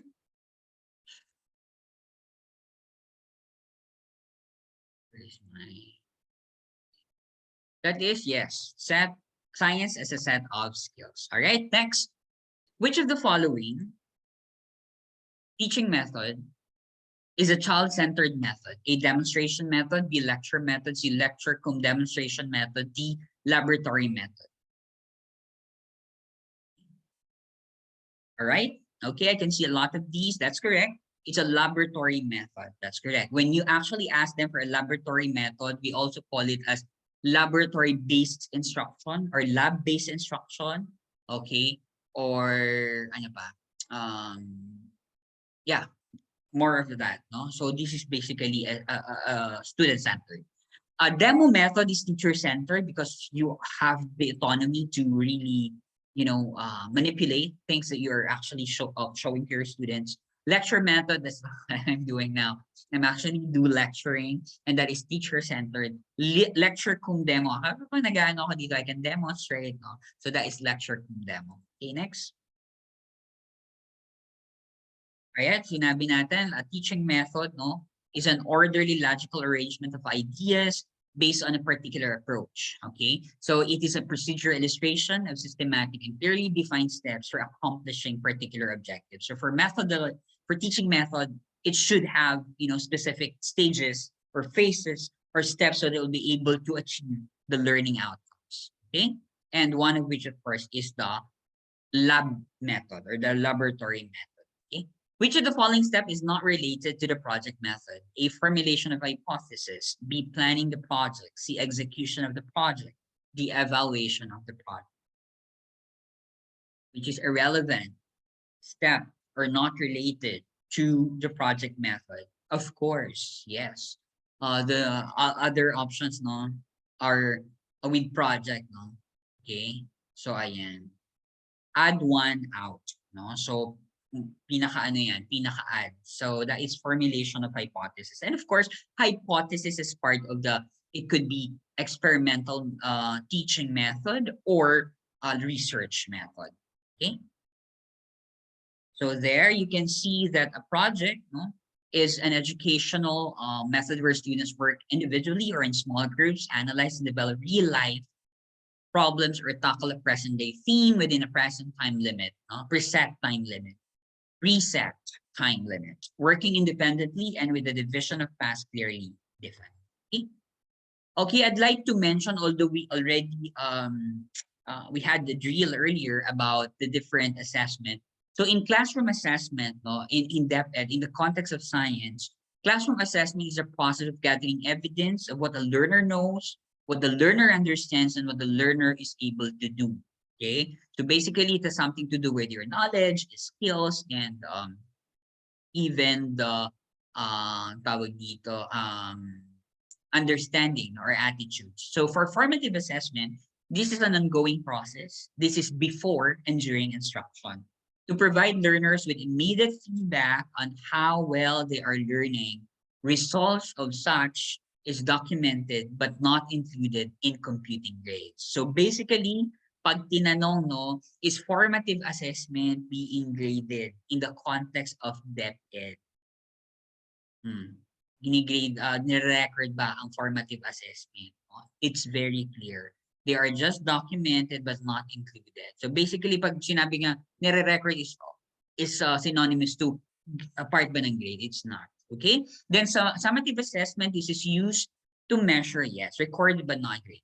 This is used to measure whether learners have met the content and performance standards.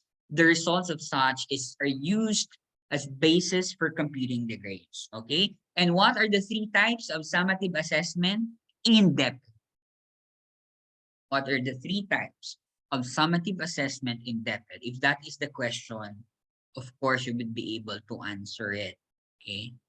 These are the okay, that's one. Yes, that's one. Quarterly assessment is one. Okay. Of course, we have the WWPTQA. Written work, performance task, and quarterly assessment. That's correct. Yeah. WWPTQA. All right. So these are the three types of summative assessment in depth. So formative assessment we mentioned may be integrated in all parts of the lesson, before the lesson, during the lesson, and after the lesson. Okay. All right. So before the lesson, understand the learner understands the lesson's purpose and identifies what they know about the topic. So you can give KWL chart, diba, for this, as a strategy, okay, for their formative assessment prior to instruction. Well, the teacher determines what the learner knows and can do, and how can she know that, or how can he know that? Of course, documenting it. Pwedeng KW chart or pwedeng recitation, no? Pwedeng tignan yung kanilang alternative conception, misconception, etc. Then during the lesson, learner monitors one's progress, track learning progress, and comparison to formative assessment results before the lesson. Okay? So during the lesson, they could actually be asked by teacher. There are probably drill questions during the lesson. Yan. Like gaya ng ginagawa natin, I'm actually trying to give you some questions, no? And then you're answering it, then I can assess. Okay, alam na nila yan. All right. Then after the lesson, okay, recognizes whether they have met the learning objectives. Okay, assessment whether learning objectives have been met. Kaya sometimes, okay, all right, alam na ba ninyo yon? Okay, yes, okay, we know that. All right, so there. Okay, next. Summative, yeah, I mentioned this. So written work, performance test, and quarterly assessment. It's used to measure the different ways learners use and apply knowledge, understanding, and skills. And there are three types or components. Okay, so you have your written work, examples or essays, written words, and other written out.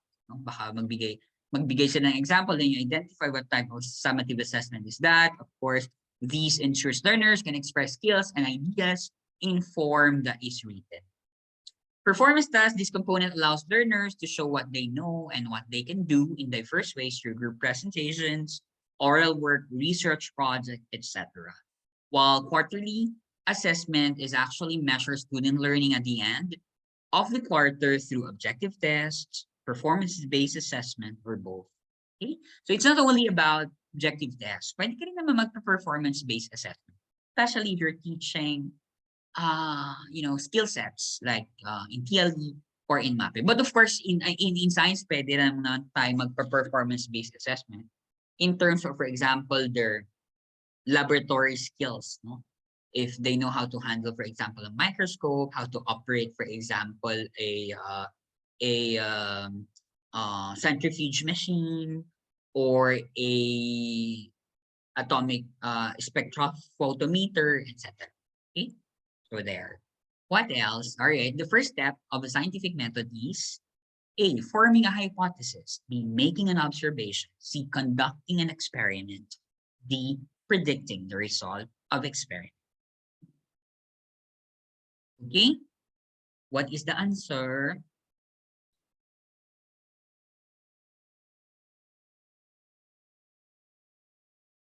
All right, I can see a lot of A, may B, all right. So basically, the very first step of a scientific method is we have to make an observation first.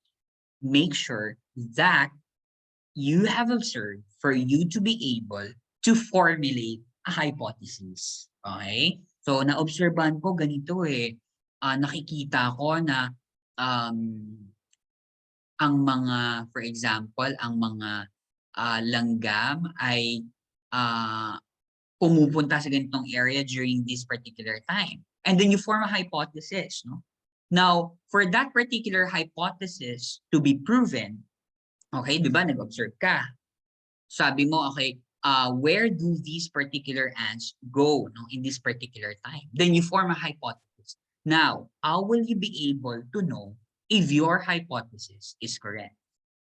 What will you do to prove your hypothesis? Okay? Put that in the chat box. You will do what? Kasi, di ba, nag-observe ka na. Okay? Then you form your hypothesis. Siyempre, for you to be able to prove whether your hypothesis, remember that hypothesis is a tentative solution to your problem. It's your educated guess. So you need to, yes, I can see a lot in the chat box. You need to do a test or in other words, you need to conduct an experiment. Okay? And for that, kunyari nakapagkanda ka ng experiment, you will now prove or disprove your hypothesis. Then after that, which you have to formulate your conclusions. Okay? Now, if for example, others would want to replicate that particular experiment, they could do that. Okay? Pwede nilang gawin yon. They were able to conduct the same experiment or they were able to replicate your experiment if they have the same results with that of your results. Meron ng dalawa, then naging tatlo, apat, lima. That particular hypothesis could be elevated to what? Okay? So kanina may observation. And then sabi nyo, kailangan yung observation for you to be able to, you have to formulate your hypothesis. Okay? Okay? Then, yung hypothesis na yan, pag na-prove niya, nag-conclude kayo, at marami na nakapag-conclude niyan, yan na magiging, your hypothesis will become letter T. It will become letter T. What is that T? That's correct. The theory. And then if this theory, okay, receives substantial evidence, it could be elevated to what? To law, right? Kaya law, theory can be refuted. Remember ha, theory can still be refuted. So pwede pang mapawalang bisa or mapawalang katotohanan. Okay? Kasi nga hindi pa siya enough. But law, nandiyan na yan. It's already as established tawag dito, concept, no? Or principle. Okay? So marami tayong law, no? Law of dominance, law of acceleration, law of interaction, at marami. Okay? Next. So scientific method is a series of steps to collect information or solve problems, a process with the help of which scientists try to investigate, to verify, or construct an appropriate version of any natural phenomenon. Okay, next question. Which of the following method will you use to develop an aquarium? A, heuristic method, B, problem-solving method, C, project method, D, programmed method.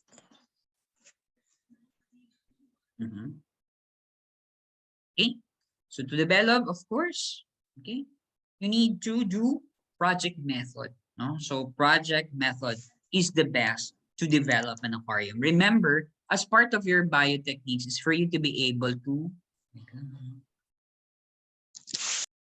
okay, for you to be able to develop, no, or improvise, no. So for example, aquarium, kapag tubig, pag lupa ang ilalagay mo at halaman, doon sa glass, anong tawag naman doon? Aquarium, 'di ba? Ilalagay mo ng water, then some aquatic, although may plants ng konti, and then may ano, paano naman kapag talagang ano talaga siya, lupa na may mga halalamang maliliit, yeah, terrarium. Okay, so terrarium naman yun. Okay, okay. Kapag naman tawag dito, pupunta ka, no, for example, no, as part of your field study, kasi when you say field study and science, pwede kang lumabas at matututo. Ganun din. You can actually do field studies as strategy wherein you will expose your students outside the classroom environment. Pwede namang sa labas ng classroom, meron kayong science garden, pwedeng field study na yun. Or if you want them to go to a botanical garden, for example, no, for them to be able to observe some plants, no, some ornamental plants they could do. Paano naman, for example, if you want to expose them, if botanical gardens or garden of different plants, ano naman pag sinabi natin namang parang garden of different trees, mga puno, iba't ibang puno ang makikita. Ano naman ang tawag sa lugar na gano'n? Na kung gusto mo silang, okay, ito ang anahaw, ito ang apitong, ito ang lawan, ito ang nara, ito ang at ano-ano pa. We call it arboretum. Okay? So tatandaan, we call it arboretum. Pag maraming arboretum, anong tawag? What is the plural form of arboretum? Siyempre, that is arboreta. No? So, ano lang yan, tawag dito, pluralization. Alright? So, there. So, part to yun ng biotechniques din yan. No? So, mga different, tawag dito, mga instructional materials. Paano naman kapag nag-dry ka ng mga dahon, nilagay mo, for example, sa mga glass, para malalaman din ng mga estudyante mo, okay, ito pala ang itsura ng dahon ng, kunyari, dahon ng ficus elastica or anong tawag sa ficus elastica sa Tagalog? Rubber plant. O ito pala ang dahon ng Syndapsus pictus or yung mga ano no, mga tawag dito ornamental plant na mga Syndapsus or ng pothos. Anong tawag doon yun? When you dry these leaves and then put it in a cardboard, for example, or in a glass, we call it, okay, letter H. Diorama naman yung ano yun, no? Yung pwede kayong maglagay ng iba-iba na. Pwede rin naman yung mga ano siya, mga pwedeng mga artificial model, pwedeng gano'n. So, we call it, 'di ba? Tatandaan niyo ba ang inyong herbarium, no? Pinagagawa tayo noon, no? Nagda-dry tayo tapos nilalagyan natin ng common name, then scientific name, yung mga dahon. I hope ginawa niyo rin siya. Okay, so teachers can teach, no, students how to develop an aquarium through the project method, as it is an activity-based teaching method that provides creative and constructive thinking. Okay. Next question. During teacher education, micro-teaching refers to which of the following? A, teaching observing the teacher educator minutely, sorry. A, B, teaching a miniature classroom with peers role-playing as students. C, teaching students in small groups. Or letter D, teaching a small chunk of content at a time. Micro-teaching, di ba? Ano sa kayo, di ba? Anong gagawin nyo sa demo? Sir, it's a micro-teaching. Kailangan 1 hour. Kasi gusto po makita ni teacher from motivation down to evaluation. Micro-teaching lang ako ngayon. Because I'd like to just, demonstrate what? A small chunk of a content at a time, no? Yan ay yung mga pwede natin gawin to demonstrate, for example, several strategies. Mag-jigsaw tayo. So this is how we do it. Jigsaw model or jigsaw strategy. No? Pag jigsaw, di ba, parang puzzle pieces yan na you can actually be grouped into several pieces, then pwede kayong gumawa ng activity or pwedeng think, pair, share think muna, no, there's a question na kailangang sagutin. So mag-prepare muna ng dalawa. And then yung pair na yan, magdi-discuss sila about the concept and then share later sa plenary, sa buong klase na, okay, what have you discussed between your pair, diba? So that is think, pair, share. Ang dami, no? Ang dami nating mga strategy. And you can do that in micro-teaching to demonstrate these teaching strategies. Okay? So micro-teaching is a teacher training technique for learning teaching skills. It employs a real teaching situation for developing skills and helps to get deeper knowledge regarding the art of teaching. These stand for technique involves the steps of plan, teach, observe, replan, reteach, and reobserve. Same concept with what we call lesson study. No? Although the lesson study really involves longer time for you to be able to discuss what should and what should not be. Okay? Next, demo method of teaching is a blend. A learner-centered, be competency-based, the subject-centered, the teacher-centered method.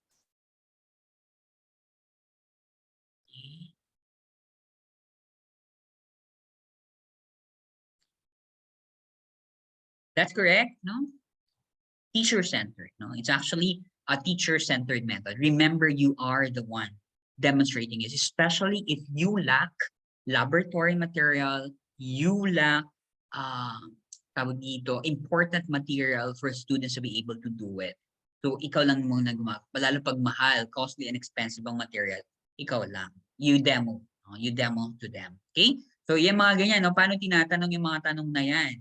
In a real life context. So, that's how they, so, isa alam natin. Now, for the learning standards, no, remember that assessment in the classroom is aimed at helping students perform well in relation to the learning standards.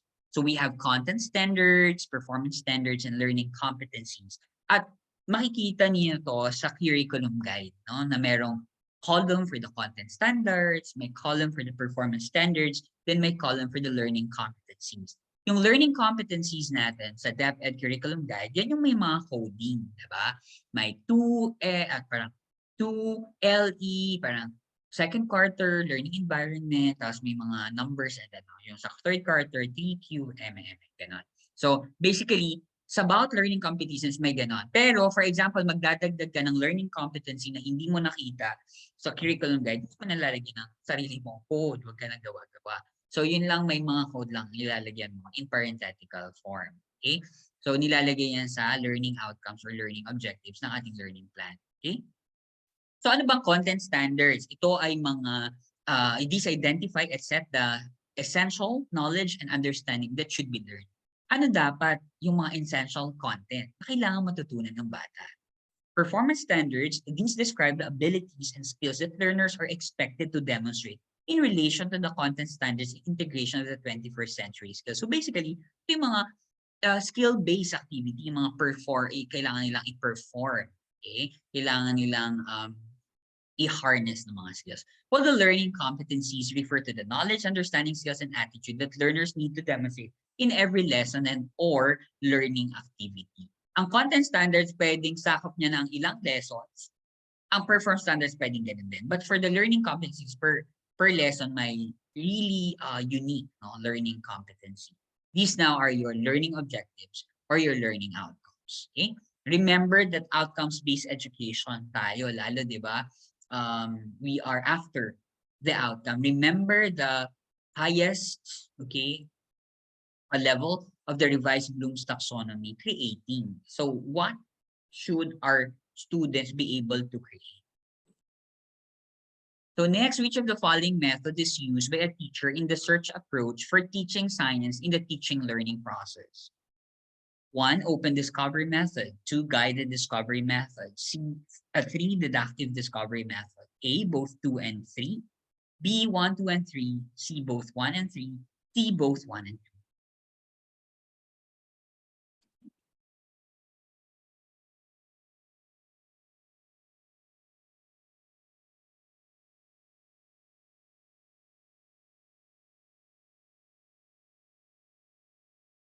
All right. Any guess? Yes, talaga. All right. So basically, yes, these are all, no? These are all method, no, used by science teacher in the search approach for teaching science. So basically, we can go for open discovery method. Tinatawag din ang open discovery method na open inquiry. Wherein students are allowed, no, to design, redesign, no, their experiment or their plan for them to be able to understand a certain content or a certain concept. Guided discovery method, pwedeng may research, sorry, may experiment sheet, ano tawag na doon, lab sheet kayo na prepare, may guide question doon that they have to answer through the kind of activity. Deductive discovery method naman, well, for the deductive discovery method, parang you are giving them enough, no, information, no, general information so that they will be able to discover, no, a particular concept or understand it better. That is more of deductive. But of course, in science, tawag dito, we're not only spoon feeding our students, no? We are actually trying to probe, no, to probe or trying to elicit what they have, what they know, no, and what are the misconceptions or alternative conceptions that they have, and so we have to correct. As a science teacher, we have this, pivotal responsibility to correct conceptions or misconceptions. Okay. Next, which of the following method is not a child-centered method? Parang naulit na ito ba? Okay, what is the answer? Okay, so that's correct. That is a lecture method. Okay, so alam na natin yan. Okay, next. Okay, a child-centered method is one which gives primacy to children's experience and needs. So, ang primary consideration is the children's experience and needs. It is an approach that always emphasizes to provide ample opportunities to the children to foster their own strategy of learning to perform a task or classroom activities. Okay? Next question. So ito yung mga ano, 'di ba? Ito yung ating mga child-centered method, no? It is a method which emphasizes the voluntary participation of students by working in a group to complete a specific project, ensuring active learning by mutual cooperation of a group of peers. Demo, in which a teacher demonstrates concepts and students learn by observing and improving understanding through visual analysis. And so child-centered pa rin. It gives learners concrete, no, and quality experience. While lab method is a method which involves students in observation and experimentation with objects or materials, providing scope for greater involvement of both the mind and the hand, which facilitates cognition. Next, teacher then found that during class test, most of the students had responded incorrectly to a concept-based question. Which of the following strategies can help in addressing this issue? A. Motivate students to read, understand, and learn well. B. Arrange a PTA meeting and ask parents to encourage students to prepare well for the next exams. D. Teach the concept again, or letter D. Search for conceptual gaps and teach the concept accordingly. Okay, I can see D's in the chat box. D's, all right. Is that a D? It's a D, all right. Search for conceptual gaps. Alin sa napag-aralan, okay, okay, ang medyo kailangan, no, na bigyang pansin, no, or ituro ulit. Okay, dahil nga remember na may mga, no, may concept test, no? So from there, you search ano ba yung hindi natutunan sa topic na yon. You were able to identify the least learned competencies. And so in that particular competency, alin ang may gap? Okay? And so yun ang ituturo mo. So the teacher should acknowledge the learning gap, no, and remind students that they are not alone, no, di ba? In the teaching learning process. So student, hindi ka nag-iisa. No? Kasama mo kami, di ba? No, the teacher is actually there, no, to guide, no, our learners. Okay? The teacher should identify the extent of the gap by learning what students do and do not. After that, the teacher should prepare the strategy and teach the concept according to the needs of the child. So next question. A teacher Okay, gives the example of flow of water from high pressure in a water tank. Okay, to low pressure to explain the concept of potential difference to her students. Which pedagogic device is she using? A, argumentation. B, analogy. C, real artifact. D, open-ended questioning. Mhm. Okay, yeah, I'll wait your response. All right, so basically this has something to do with, yes, it is. You're right. It is an analogy. Pag real artifact, we are actually using what? Pag real artifact, what instructional material you should use what? Pag real artifact. Is it a diorama? Is it a replica? Is it model? What term do you use when we use a real object or real artifact to explain a particular lesson? Starts with R. Realia. That's correct. No? So we use realia. Okay. So for example, you're teaching different shapes of the leaves. Might as well use na lang real leaves. No? Magpaalam ka na lang sa puno or sa halaman. Oo, kailangan kitang for instructional purposes. Naisip ko tuloy, ano kaya nafe-feel ng mga palakang pinatay natin? Sa dissection natin, no? Sa pagsasabihin natin, "Uy, for instructional purposes ito ha, para sa pagkatuto ng mas marami." No? So, basically parang ano na ngayon parang meron na ring ano diyan, tawag doon, meron na ring mga protocol if we are using, for example, animal for our laboratory experimentation. So, meron tayong ethics review board na rin, nag-aano yan paggagamit tayo, for example, ng mga daga, ng mga frogs, no? So, might as well, no, check it, no? With the school regulations as well, no?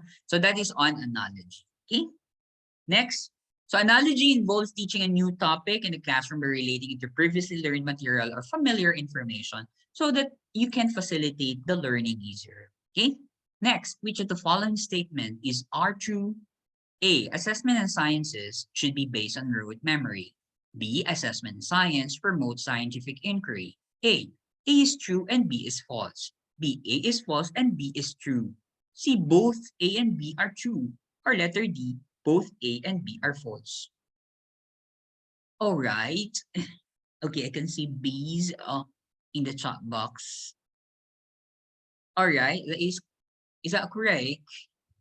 It is. Okay. So A is false. Why?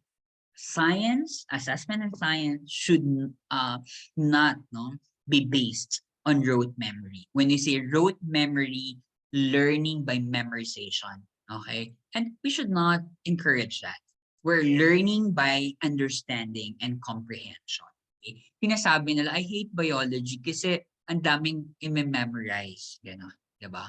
Well, true enough, pero syempre, you need to understand the principles behind this, no? So, ang daming scientific name na kailangang i-memorize, no? Pwede namang yung mga useful, no? So, but of course, again, science should not be based by or through remote memory. Okay? Now, I'd like to share, this is also familiar to you. Is UBD grasp familiar to you? Yes or no? Is grasp familiar to you? Or have you heard of it?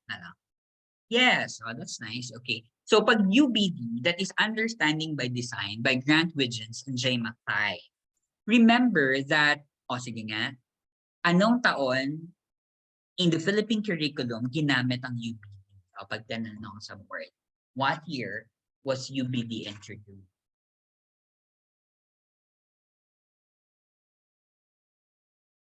Actually, started in the secondary education curriculum 2010. So during 2010, we're using the Understanding by Design. And then eventually, ng 2011, okay, tama ako, no? Eventually, ng 2011, nag-start, during the school year 2011, 2012, nag-start ang kindergarten. And so, school year 2012 to 2013, nag-start ang grade 1 under the K-12 curriculum and grade 7 under the K-12 curriculum. Okay? Kaya ang first graduates ng K-12, the full, no, yung nag-kinder hanggang nakatapos ng senior high school ay kailan matatapos? Matatapos sila by what year? Do you know? What year will they be able to graduate? Those kindergarten who underwent the kindergarten program in 2011 to 2012, that is during the school year 2023 to 2024. So our first batch of full, not hybrid. No? May hybrid kasi tayo, those who are grade 7. No? To ano, the full face-to-face, the full K-12 graduates will be graduating in 2024. All right? So next, so grasp muna tayo. A tool used to design authentic performance tasks, no? So the G is, what's the goal in the scenario? Example. Bigyan tayo example para mas maintindihan na. Example, your activity will be, the topic, no, of your class is, ano maganda? Ano na lang,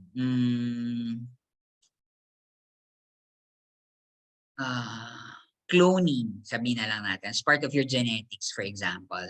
Sabihin natin, animal cloning. All right, what is the goal? The goal is for us to be able to explain the benefits of animal cloning. All right, sige.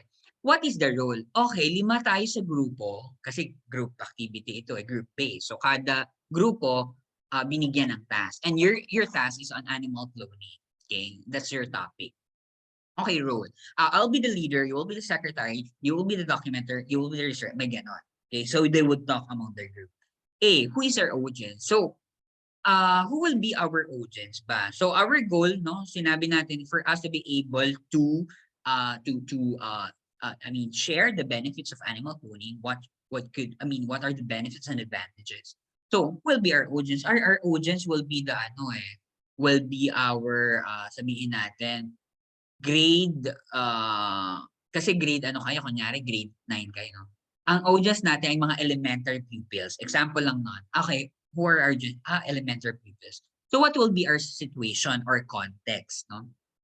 Our situation and context will be, we will come up with a brochure or a pamphlet, no?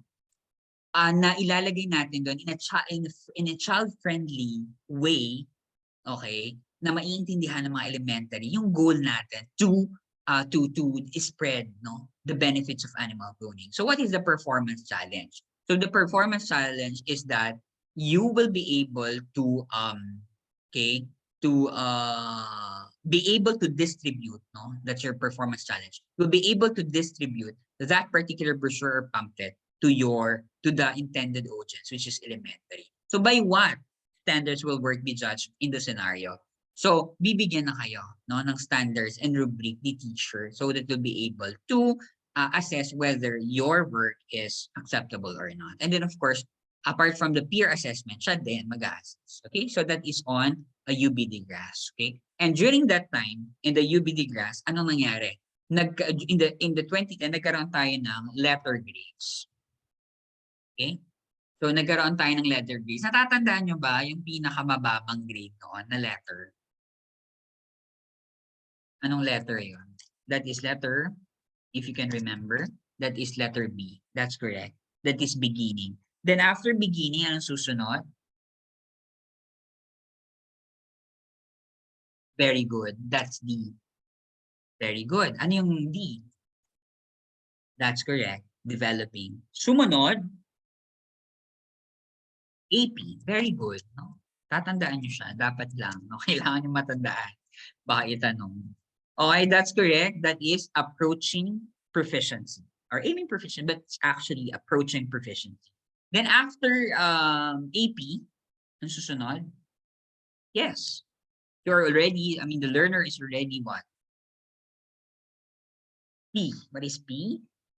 Already proficient. That's correct. That's correct. Okay. And then, ano yung last? Yes. And that is very good. They are already advanced. Okay? So, alam niyo na yan. Very good. Now, I'm happy. Okay. Now, Next is a flipped classroom model. So a teaching approach in which students engage with new material individually at home in order to use classroom time to expand upon the topic under the guidance of the teacher. So ang ginagawa pag flipped classroom ganito. So bago mag-uuwian, for example, no, the assignment will be, okay, I want you, okay, to, for example, go to this website, FET, ano nga ba, fet.colorado.edu, or I'm not sure with the, basta FET, sa FET simulation. May isang activity doon na kailangan yung gawin at home, okay? And then, kinabukasan, yung discussion sa classroom ang gagawin, i-expand na yung topic. So that is what we call flip classroom. Flip na imbes na gagawin sa school, pinagawa sa bahay, then extension ngayon yung magiging classroom for the strengthening of the topic. Okay, baka lang din makakita niya sa science instruction.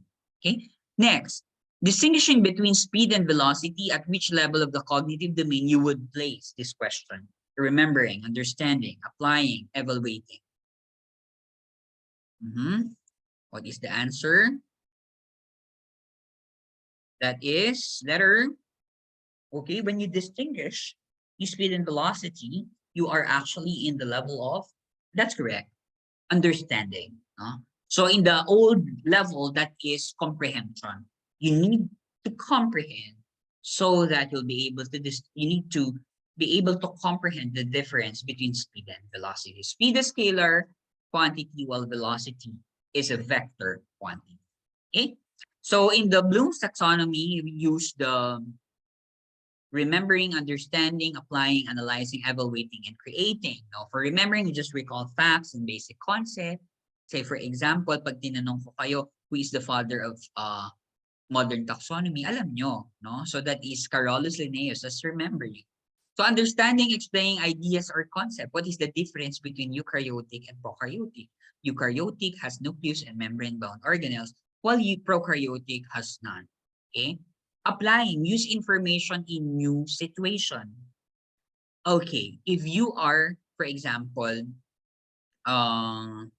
in the moon, no, what will happen to your weight? No? So it could be they would use their information about weight so that he will be able, or the learner will be able to answer it.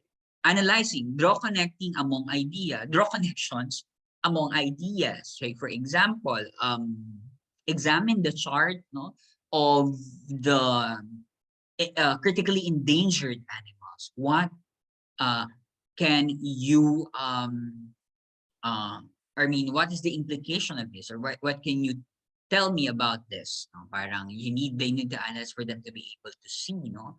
And will be able to examine that. Then evaluate, justify, standard decision to usually judge. No? For example, if you are the president of this country, okay, will you favor space exploration, or will you use the fund for social welfare projects? So you need to judge, you need to weigh things, no? You need to appraise the situation for you to be able to decide. While creating is producing new or original work, it has something to do with product development, no? Formulation, for example. Okay, design, since you have the knowledge about about, for example, environmental laws. Okay, I want you to develop, okay, an application, a game-based application, a mobile-based application about the different environmental laws in the Philippines. See, no, there is already created. So that's how we use this, no, framework in the understanding the science instruction. Okay, now I'd like to introduce you also with the TPACK, since ito yung pinaka-heart din ng science instruction. Actually PCK ito nagsimula. Hindi siya pa TPACK before. It was Schulman in 1986 to describe how teachers relate their pedagogical knowledge to their content knowledge. And he introduced the concept of the pedagogical content knowledge. So the PCK, as you can see in this Venn diagram, The PCK has the pedagogical knowledge and the content knowledge. This is the very question I asked you earlier about what you should be developing. Of course, your pedagogy and content. So for pedagogical knowledge, I teach children. You know the strategies, you know the approaches, you know the methods of teaching. While content knowledge is, you know the content, you know your subject matter. I teach science. Pedagogical, I teach children. But pedagogical content knowledge would mean I teach children science. All right. We are able to teach and we are able to teach the material. So we know the process of teaching and we know the material that we are teaching. So, and so that is the PCK. But this PCK evolved through the years. It evolved into TPACK, Technological, Pedagogical, and Content Knowledge framework developed by Mishra and Kohler in 2006, describing how teachers' understanding of technological knowledge along with CK or content knowledge and PK are integrated into their teaching. And so the TPACK framework is here. No? May mga tawag dito, sub relationship, but we will just be focusing on the three. Okay? The technological knowledge, how you integrate technology in your teaching and how you use technology. Content knowledge, of course, your knowledge about the material, and pedagogical knowledge is about your knowledge about the strategies and approaches. So Harris et al. In 2009 updated the initial TPACK model, underlined that all three main knowledge components overlap and were influenced by context. So naglagay siya dyan ng parang tawag dito, broken circle, no?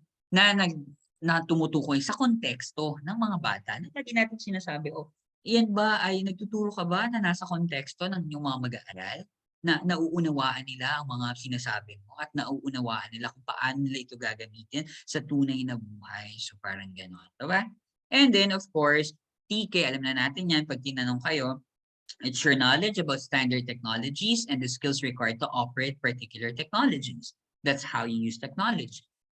Your pedagogical knowledge is knowledge about the processes and practices or methods of teaching and learning. Alam niyo na yan, though dapat may pedagogical knowledge. So pag sinabi, okay, lab-based instruction gamitin mo, or 7E learning model, or 5E learning model, or jigsaw strategy, or brain-based strategy, alam mo yan. Pedagogical knowledge will tell you that you know that, right? Then content knowledge, knowledge about the actual subject matter that is to be learned or taught. Kung alam mo na bang ituro ang ano ba? Concepts of principles of thermodynamics. Alam mo bang ituro ang biodiversity? Alam mo bang ituro ang biosystematics? Alam mo bang ituro ang mechanics? See, your content knowledge. And of course, TPACK is technological knowledge, how teachers use technology, pedagogical knowledge, how teachers teach, while content knowledge is what teachers know. Okay? So I hope that is clear. No, it's very important concept and might as well be included in your majorship under science instruction. Okay? So, ano muna, mind break muna tayo. Sige nga, in the chat box, can you guess the word? Okay, can you guess the word? Ayan, bibilis, no? Gravity, no? So, gravity. So, that is gravity. Sige, next word. What is this one? Okay, we're down to the last 30 minutes. No? So, probably the next parts will be on research. What is this? Any guess? No is the second syllable. Alright, that is malapit na or nag-miss lang yun. Okay, that's correct. It's technology. Thick, no? Technology. Sounds like, diba? Yes. Alright, next. What is this? Okay, what is that? Yes, it's pedagogy, right? Yes, it's pedagogy. Next. Wait lang, iniisip ko. Ginawa ko to eh. Ano nga ba to? Sige nga, baka ma-remind nyo ako. Akong gumawa, nakalimutan ko saglit. Yes, oo nga pala. Alright, so that is laptop. Okay, that is laptop. Okay, so sounds like laugh and then of course at the top. Yes.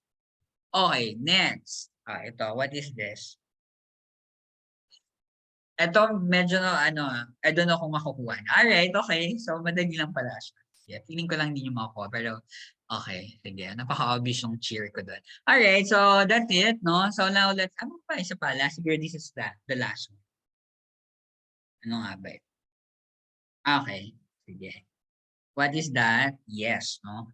Ano yung nasa dulo? That's actually potion, no? So that is education. Alright. Okay, thank you so much. All right, so now we go to the last part of our review program, including the research concept. So for the uh, less than 30 minutes. Okay, the first step in scientific method is blank. Okay, this is quite tricky question. You know, you know very well that in science, in majorship, you really have to see, some context clues, and then your prior understanding, alam mo na ang first step in scientific method is for you to be able to observe, right? And so, what is the right answer? Oh, I trinity ko na naman kayo dyan. Okay, letter A yan. Sorry, mali lang ano ko. It's actually letter A. To experience, siglit para hindi ko na rin siya i-edit after. Baka makalimutan. Letter A, to experience the problem. Okay? So because why? You have to use your empirical senses. You have to use your senses for you to be able to define the problem. So kailangan muna experience the problem. Kailangan may observation. Then after that, you define the problem. Then when you define the problem, you need to formulate your hypothesis. And then after formulating your hypothesis, you need to experiment to prove your hypothesis. So you need to investigate and analyze the problem, no? And collect data relevant to the problem. And so you'll be able to, okay? So ayan. So the step first is to experience it. Okay, the first step, experience the problem. Secondly, to define it. Okay. Then after that, you collect data relevant to the problem. Okay. And then you investigate and analyze it for you to be able to conclude, no, most meaningful hypothesis or solution as is accepted as a conclusion. Okay. Next question.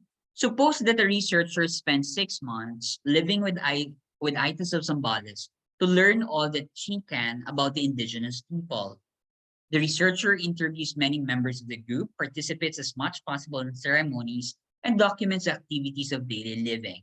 This researcher is conducting a survey research, content analysis, ethnographic study, or historical research. Okay? So remember, di ba? When you do this kind of research, you need to live in the community. You need to be there. Sabi, no, as per readings, ang minimum daw is 6 months. Pero some literature would say dapat 1 year kang makikipamuhay doon, makikipagkwentuhan, at mag-o-observe ng kanilang pamumuhay. And that is what we call ethnographic study. So in science, we use ethnographic study to understand phenomenon in the communities. For example, how do fisher folks, for example, in the Bicol coastal areas, no, practice marine biodiversity conservation? Do they use smaller holes in their lambats? Do they use cyanide or dynamite in fishing, etc.?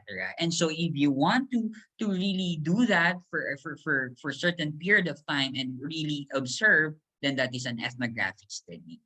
Survey, yan yung binibigyan nyo ng survey questionnaire, Google form, no, if you want to translate it. Then content analysis naman has something to do with, for example, kinuha mo ang lahat ng sabihin natin, o kaya you selected, for example, 5 speeches of the president pertaining to climate change policies. And then gusto mo siyang i-content analyze. So sasabihin mo doon, for example, ang study mo will be content analysis of President BBM's climate change policies, no? Yes, pwedeng gano'n. Kaya climate change policies of Marcos administration a content analysis. So may study ka na. So dinownload mo lang yung 5 speeches na pertaining to climate change policies, and then you analyze it, you create themes, no, based on your analysis, and that is the contribution. Okay? Next, okay, historical research. For historical research, ito ay ginagamit sa mga, for example, as if you want to conduct local history, kunyari, history of the use of traditional fermentation in a barangay in Albay, for example. Okay, so may mga ganon, historical research. Just to connect it in science, okay? Although sa social science lagi. Okay? Next, this type of research is intended to be carried out by any professional and any type of school to investigate a problem. The findings are limited in their generalizability. Okay? So yun lang ay limitado dun lang sa konteksto na yon, sa school lang na yon. Okay? Dahil tinignan nilang gumawa sila ng solusyon doon sa naging problema. So that is, of course, if you want to address, no, a certain issue or a certain problem, you do an action research. At yan ang ginagawa natin kapag may maliit problema sa classroom natin, hindi makasulat, no, ng tamang scientific name ang ating mga estudyante, and so pwede kang gumawa ng strategy, paano sila matututo, and then gawa mo ng action research, pre-test and post. Okay? Next. This type of research, okay, is intended to determine the cause for or the consequences of differences between groups of people. Action research, ethnographic study, causal comparative, content analysis.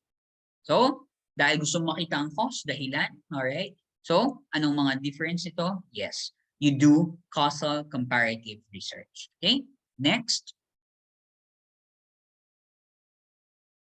Okay, an image, perception, or concept that is capable of measurement is called scale, hypothesis, type, or variable. So ito yung mini-measure natin sa mga research natin. Okay? Okay? Alright? So ito yung ginagawa natin ng mga instrument or tools for us to be able to measure them. That is correct. Variable. No? For example, your studies about science, self-efficacy, and science achievement of grade 7 learners. Okay, so you have two variables there. The science self-efficacy, yung kanilang pagtanaw kung papaano ang kakayahan nila na gawin ang isang task o bagay. And then yung second variable mo would be science achievement, no? Which can be measured through their grades. Yung science self-efficacy can be measured through instrument, through a standardized instrument, or through a research-made instrument. I-scale yan na yung inyong Likert scale na 1, 2, 3, 4, no? Pwedeng 1, 2, 3, 4, 1, 2, 3, 4, 5, 1, 2, 3, 4, 5, 6, 7, or 1, 2, 3, 4, 5, 6, 7, 8, 9. Okay? Pero usually mga questionnaire, para maiwasan yung pag-save zone ng mga respondents, 1, 2, 3, 4. Para kasi pag 1, 2, 3, 4, 5, okay, 3, 3, 3, 3, no? Hypothesis, alam na natin yan, null and alternative. Type, of course, hindi clear kung anong type of research, type of methodology, or kung ano. Okay, next. In order to pursue the research, which of the following is priorly required? A, developing a research design. B, formulating a research question. D, deciding about the analysis procedure. D, formulating a research hypothesis. Okay, what is the first to be considered in our research? We have to have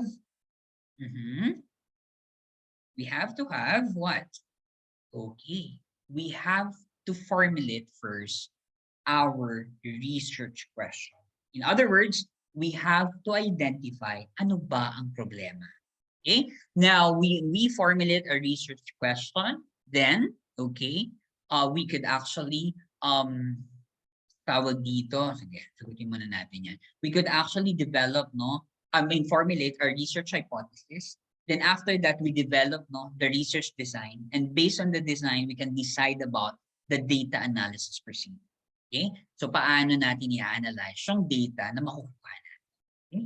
Next. Okay? What are the conditions in which type 1 error occurs? A, the null hypothesis get accepted even if it is false. The null hypothesis get rejected even if it is true. Both null hypothesis as well as alternative hypothesis are rejected. Or letter D, none of the above. Type 1 error. No? Lumabas na rin to yung type 1 error. Okay? In Prof Ed before kasi may research component din naman ng Prof Ed, diba? Pero dahil nga may research na kayo sa Majorship, baka lumabas yung mga ganyang questions. Okay, so the answer is yes. The null hypothesis get rejected even if it is true. Okay, so remember that if you reject the the null hypothesis, so to illustrate that, so if for example you reject the null hypothesis pero true, you commit type 1 error. Okay? Ngayon naman, kapag you fail to reject the null hypothesis and null hypothesis is false, type 2 error ang isasagot. Okay? So again, null hypothesis is true, then you reject the null hypothesis, type 1 error. Then you fail to reject the null hypothesis is false, type 2 error. Yun lang naman yun. Dalawa lang naman yan. Okay? So tatandaan. Next. Okay? How to judge the depth of any research? By research title, by research duration, by research objectives, by total expenditure and research. Okay, depth, lalim ng isang research, makikita natin ito sa kanyang research objectives. Tatandaan na, how to judge the depth of any research, that is on by research objectives. Okay, very good. Okay, next question. Which of the following is not a method of research? Which of the following is not a method of research? Alright, okay. Actually, it's letter C. No? So we have survey research, historical research, and philosophical research. While observation is actually one of your data collection technique. No? For you, depending on the method. So for example, your method is qualitative method using phenomenology. Pwede kang mag-interview or observation. We call it participant observation. Pag nag-o-observe ng participant observation. Pag nakikipanayam, interview. Pag marami yung kinapapanayam mo, ang tawag doon ay FGD. Anong FGD, teachers? Do you know what does it mean? It means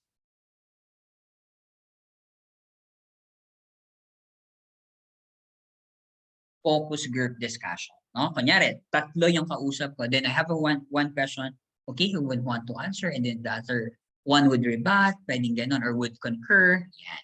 Okay, so these are data collection techniques. Next, research is blank. Yes, that's correct. Focus group discussion. Research is blank. A, searching again and again. B, finding solution to any problem. C, working a scientific way to search for truth or any problem. Or letter D, none of the above. All right, very good. No? So that's the best answer. Okay, working in a scientific way to search for truth or any problem. Okay, next. In the process of conducting research, formulation of hypothesis is followed by A, statement of objectives, B, analysis of data, C, selection of research tools, D, collection of data. Okay, na-formulate mo na yung hypothesis. Anong gagawin mo? Okay, kailangan. Okay? Kung baga sa kapag gusto mo ng na formulate ng hypothesis, mag-e-experiment ka. Pero sa experimentation kailangan mag-select ka muna na research tools. Okay? Paano mo ngayon ipo-prove yung hypothesis na ginawa mo? And then after you select your research tool, you go to collection of data. Pag na-collect mo yung data, gagawin mo sa data, natural, you analyze the data. After you analyze the data, you write the result. After you write the result and discussion, you formulate your conclusion. And then after you formulate your conclusion, you formulate recommendation, no? So I'm talking about the parts, no, of research. Okay, next. Okay, last few questions. The main objective of blank study is to acquire knowledge. Exploratory, descriptive, diagnostic, descriptive, and diagnostic. To acquire knowledge, by being able to acquire knowledge. Okay, basic. That's the. It's really the basic. I mean, this is a very purpose why we're doing this. Para alam natin, para makakuha tayo ng enough na knowledge. Okay? And ano yun? Actually, ang laging ginagamit, di ba, palasak na ginagamit na metodo to, na metodolohiya to sa mga research. And that is descriptive because you are describing a phenomenon. And so you have the main objective here is for you to be able to acquire knowledge about the phenomenon. Okay? So that is descriptive. Ano ba ang pinagkaiba nito sa exploratory? Well, for the exploratory, it actually probes and investigates. So more than acquiring knowledge, may mas malalim na dahilan. Okay? Ang exploratory. So pag sa exploratory, you're trying to discover Okay? You're probing, no? You're investigating ideas inside, flexible, versatile, often the front end of total research design. So expert survey, pilot survey, case study, secondary data, qualitative analysis, qualitative research, no? Medyo finding ito, no? Looking into qualitative nature. Well, descriptive describe market characters or function, marked by the prior formulation, specific hypothesis, pre-planned and structured design. So it could be survey, panel observation, and other data. While for causal, determine cause and effect, manipulation of one or more independent variable, then measure the effect on dependent variable, and control and other mediating variable. Examples, experiments. Example, bigay tayo ng example. Example, no, the effect, no, for example, the effect of, let's say, 10-minute or 15-minute remedial class in improving the conceptual understanding, no, in chemistry of grade 8 students. So it could be a quasi-experimental research, no, wherein ano yung magiging epekto nung intervention mo sa dependent, tawag dito, sa dependent variable na kung saan yung conceptual understanding. Okay, so may mga ganyan. Okay, next question. Alam niyo natin yan, classification, identification, relevant variable, generating new question. So that is more of this. Next. Meron pa ba tayong tanong? Blank is concerned with discovering and testing certain variables with respect to their association or disassociation. Exploratory, descriptive, diagnostic, descriptive, and diagnostic. Tinetest natin, no? Is it associated or not? Okay. So that is letter. You're trying to test certain, no, to discover whether this has an association or not. That is correct. Diagnostic method. Okay? So yan yung mga diagnostic method natin. And usually, yung mga diagnostic method na to is being done, no, especially for medicine trial, may mga ganyan, or in the field of allied science. Allied health. Okay? Next. One of the terms, okay, given below is defined as a bundle of meanings or characteristics associated with certain events, objects, conditions, situations, and the like. What is that? Is it construct, definition, concept, or variable? Bundle of meanings or characteristics associated with certain events. So that is basically concept, no? So kaya nga yung sa tawag dito sa mga study ninyo, how do you conceptually, no, define terms, okay, in your study based on the context of your study. Next, concepts are blank of research. Order. Guide, tools, methods, variables. Okay, for better clarity, it acts as the concepts are, yes, no, clarity, or these are actually tools, no? So concepts are actually tools of research. Why? So that we will be able, no, to come up with a understanding of a certain context based on the study. Pag sinabing academic performance, laging tinatanong sa atin, ano ba ang ginamit mong pang-measure ng academic performance? So basically, how do you define your concept, and based on that, ano yung naging tool mo so that you will be able to get that particular answer. Okay? Wait. Further, concept is of two types. Is it abstract and coherent, or concrete and coherent, abstract and concrete, or none of the above? Okay? Okay? Di ba laging ganon? Pag abstract, laging kasama niya si what? Concrete. Okay, tatandaan na, abstract, concept, and concrete. Anong study mo? Level of happiness. Huh? Abstract ba yan o concrete? Level of happiness eh. So, medyo abstract siya. Anong study mo? The physical, tawag dito, the physical health, o pwedeng gano'n. Concrete, makikita mo kung talagang tawag healthy or not. But mental health, of course, kind of abstract. Okay? Next, a statement of the quantitative research question should A, extend the statement of purpose by specifying exactly the question the researcher will address. B, help the research in selecting appropriate participants, research methods, measure, and materials. Letter C, specify the variables of interest, or all of the above. Sure, ang gaganda naman halos lahat ng options. So, all of the above na lang. Alright, that's correct. No? So, tama yan. Okay? So, next. So, last few questions na lang to. Why do you need to review the existing literature? A, to make sure you have a long list of references dahil po sabi ng advisor ko 50 dapat. B, because without it, you could never reach the required credit count. C, to find out what is already known about your areas of interest, or letter D, to help you in your general studying. Of course, that is letter C. Very good. Siyempre, ng pinaka-ano dyan, pinaka-best answer. Next.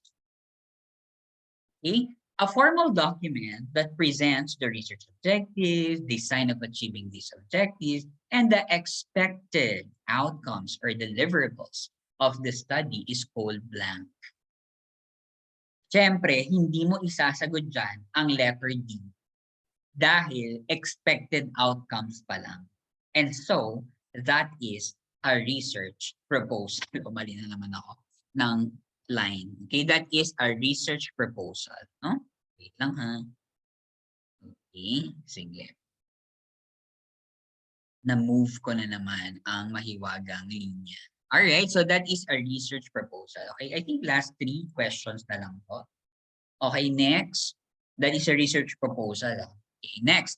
In a survey, okay, the numerator, there is a numerator and what?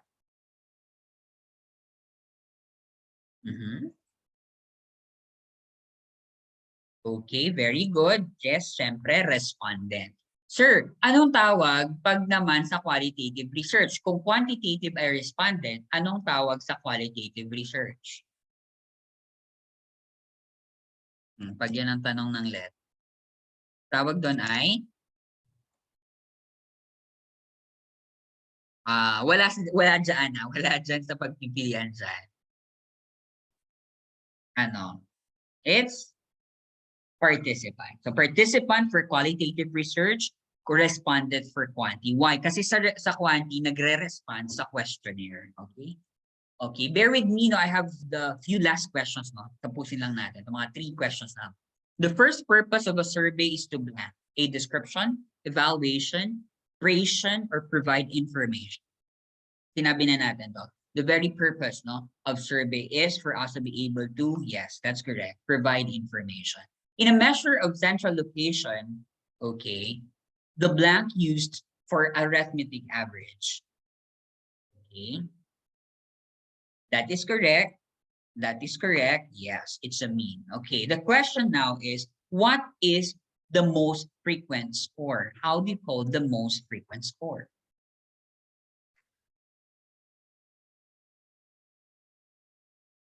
That's correct. It's the mode. All right, that's correct. Okay, yeah, very nice. Next, questions in which only 2 alternatives are possible is called a multiple choice, B dichotomous, C open-ended, D structured. Very good, no? Very good. It's dichotomous question. Pero kapag ito ay sa assessment, anong tawag sa mga question na answerable by two responses, like yes or no, fact or opinion, true or false. We call it what kind of question? Apart from binary, we call them alternate response, yes, or we call it binary questions. A binary questions. Next. Okay, I think this is the second to the last. What are the core elements of a research project? Okay, I'm not going to read, but what do you think is the answer?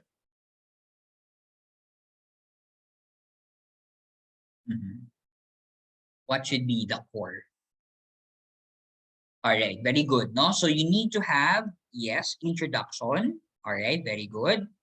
You need to have literature review, the research methodology, chapter 3, results and discussion, chapter 4, and then chapter 5, conclusion. Pero may mga school na nag-4 chapter na, ha? Depende yan sa question ng LET, pero pag traditional, introduction 1, literature 2, research 3, research discussion 4, conclusion recommendation 5. Pero pag 4, introduction and literature review chapter 1, research methodology chapter 2, remember that, take note. Research chapter 3, results and discussion, chapter 4, conclusions. Yung iba naglalagay pa ng recommendations. So ang tawag dito sa format na to ay IMRAD. Introduction, methodology, kasi ang introduction may review, methodology, results, and discussion. And then, syempre, doon po na yung conclusion. Pero IMRAD yan. Pag sa qualitative, ang tawag ay IMFAD. Why? Hindi results ang meron sa quali. Results for quantitative research, findings for qualitative research. Tatandaan. Okay, last question. Okay, last question na to. Questionnaire is filled by blank. Siyempre, alam nyo na yan, di ba? Okay, very good, no? Very good, no? That is your respondent. All right? Okay, so yes, keep calm and top the board exam. Okay, so basically, thank you so much, no, for the past 5 days. Okay, marami pong salamat. No, if you want not to subscribe to my channel, I'm actually posting video. Kaya lang medyo, dahil marami akong invites sa review center, hindi ako nakapag-upload pa. Pero hopefully, pag after my mga schedule ako, I could upload more. Pwede nyong i-check yung mga previous video ko, especially in specialization. So maraming salamat. I will be documenting again muna, no? Alam niyo naman, meron tayong required. May ano tayo, tawag dito. Meron tayong ano. So if you can kindly open your camera for the last time, no? Okay, hindi naman sinasabing ano, pero that is only ano, that's not a figurative. All right, sige. Wait lang, I'll close. Yeah, I'll open, yes. Okay, so wear your best mask. Let's see. Okay, ready? 1, 2, 3. All right. Second frame. Wag muna kayo mag-ano. Second frame. Hindi nyo alam kung nasaan kayo. Okay. And third frame.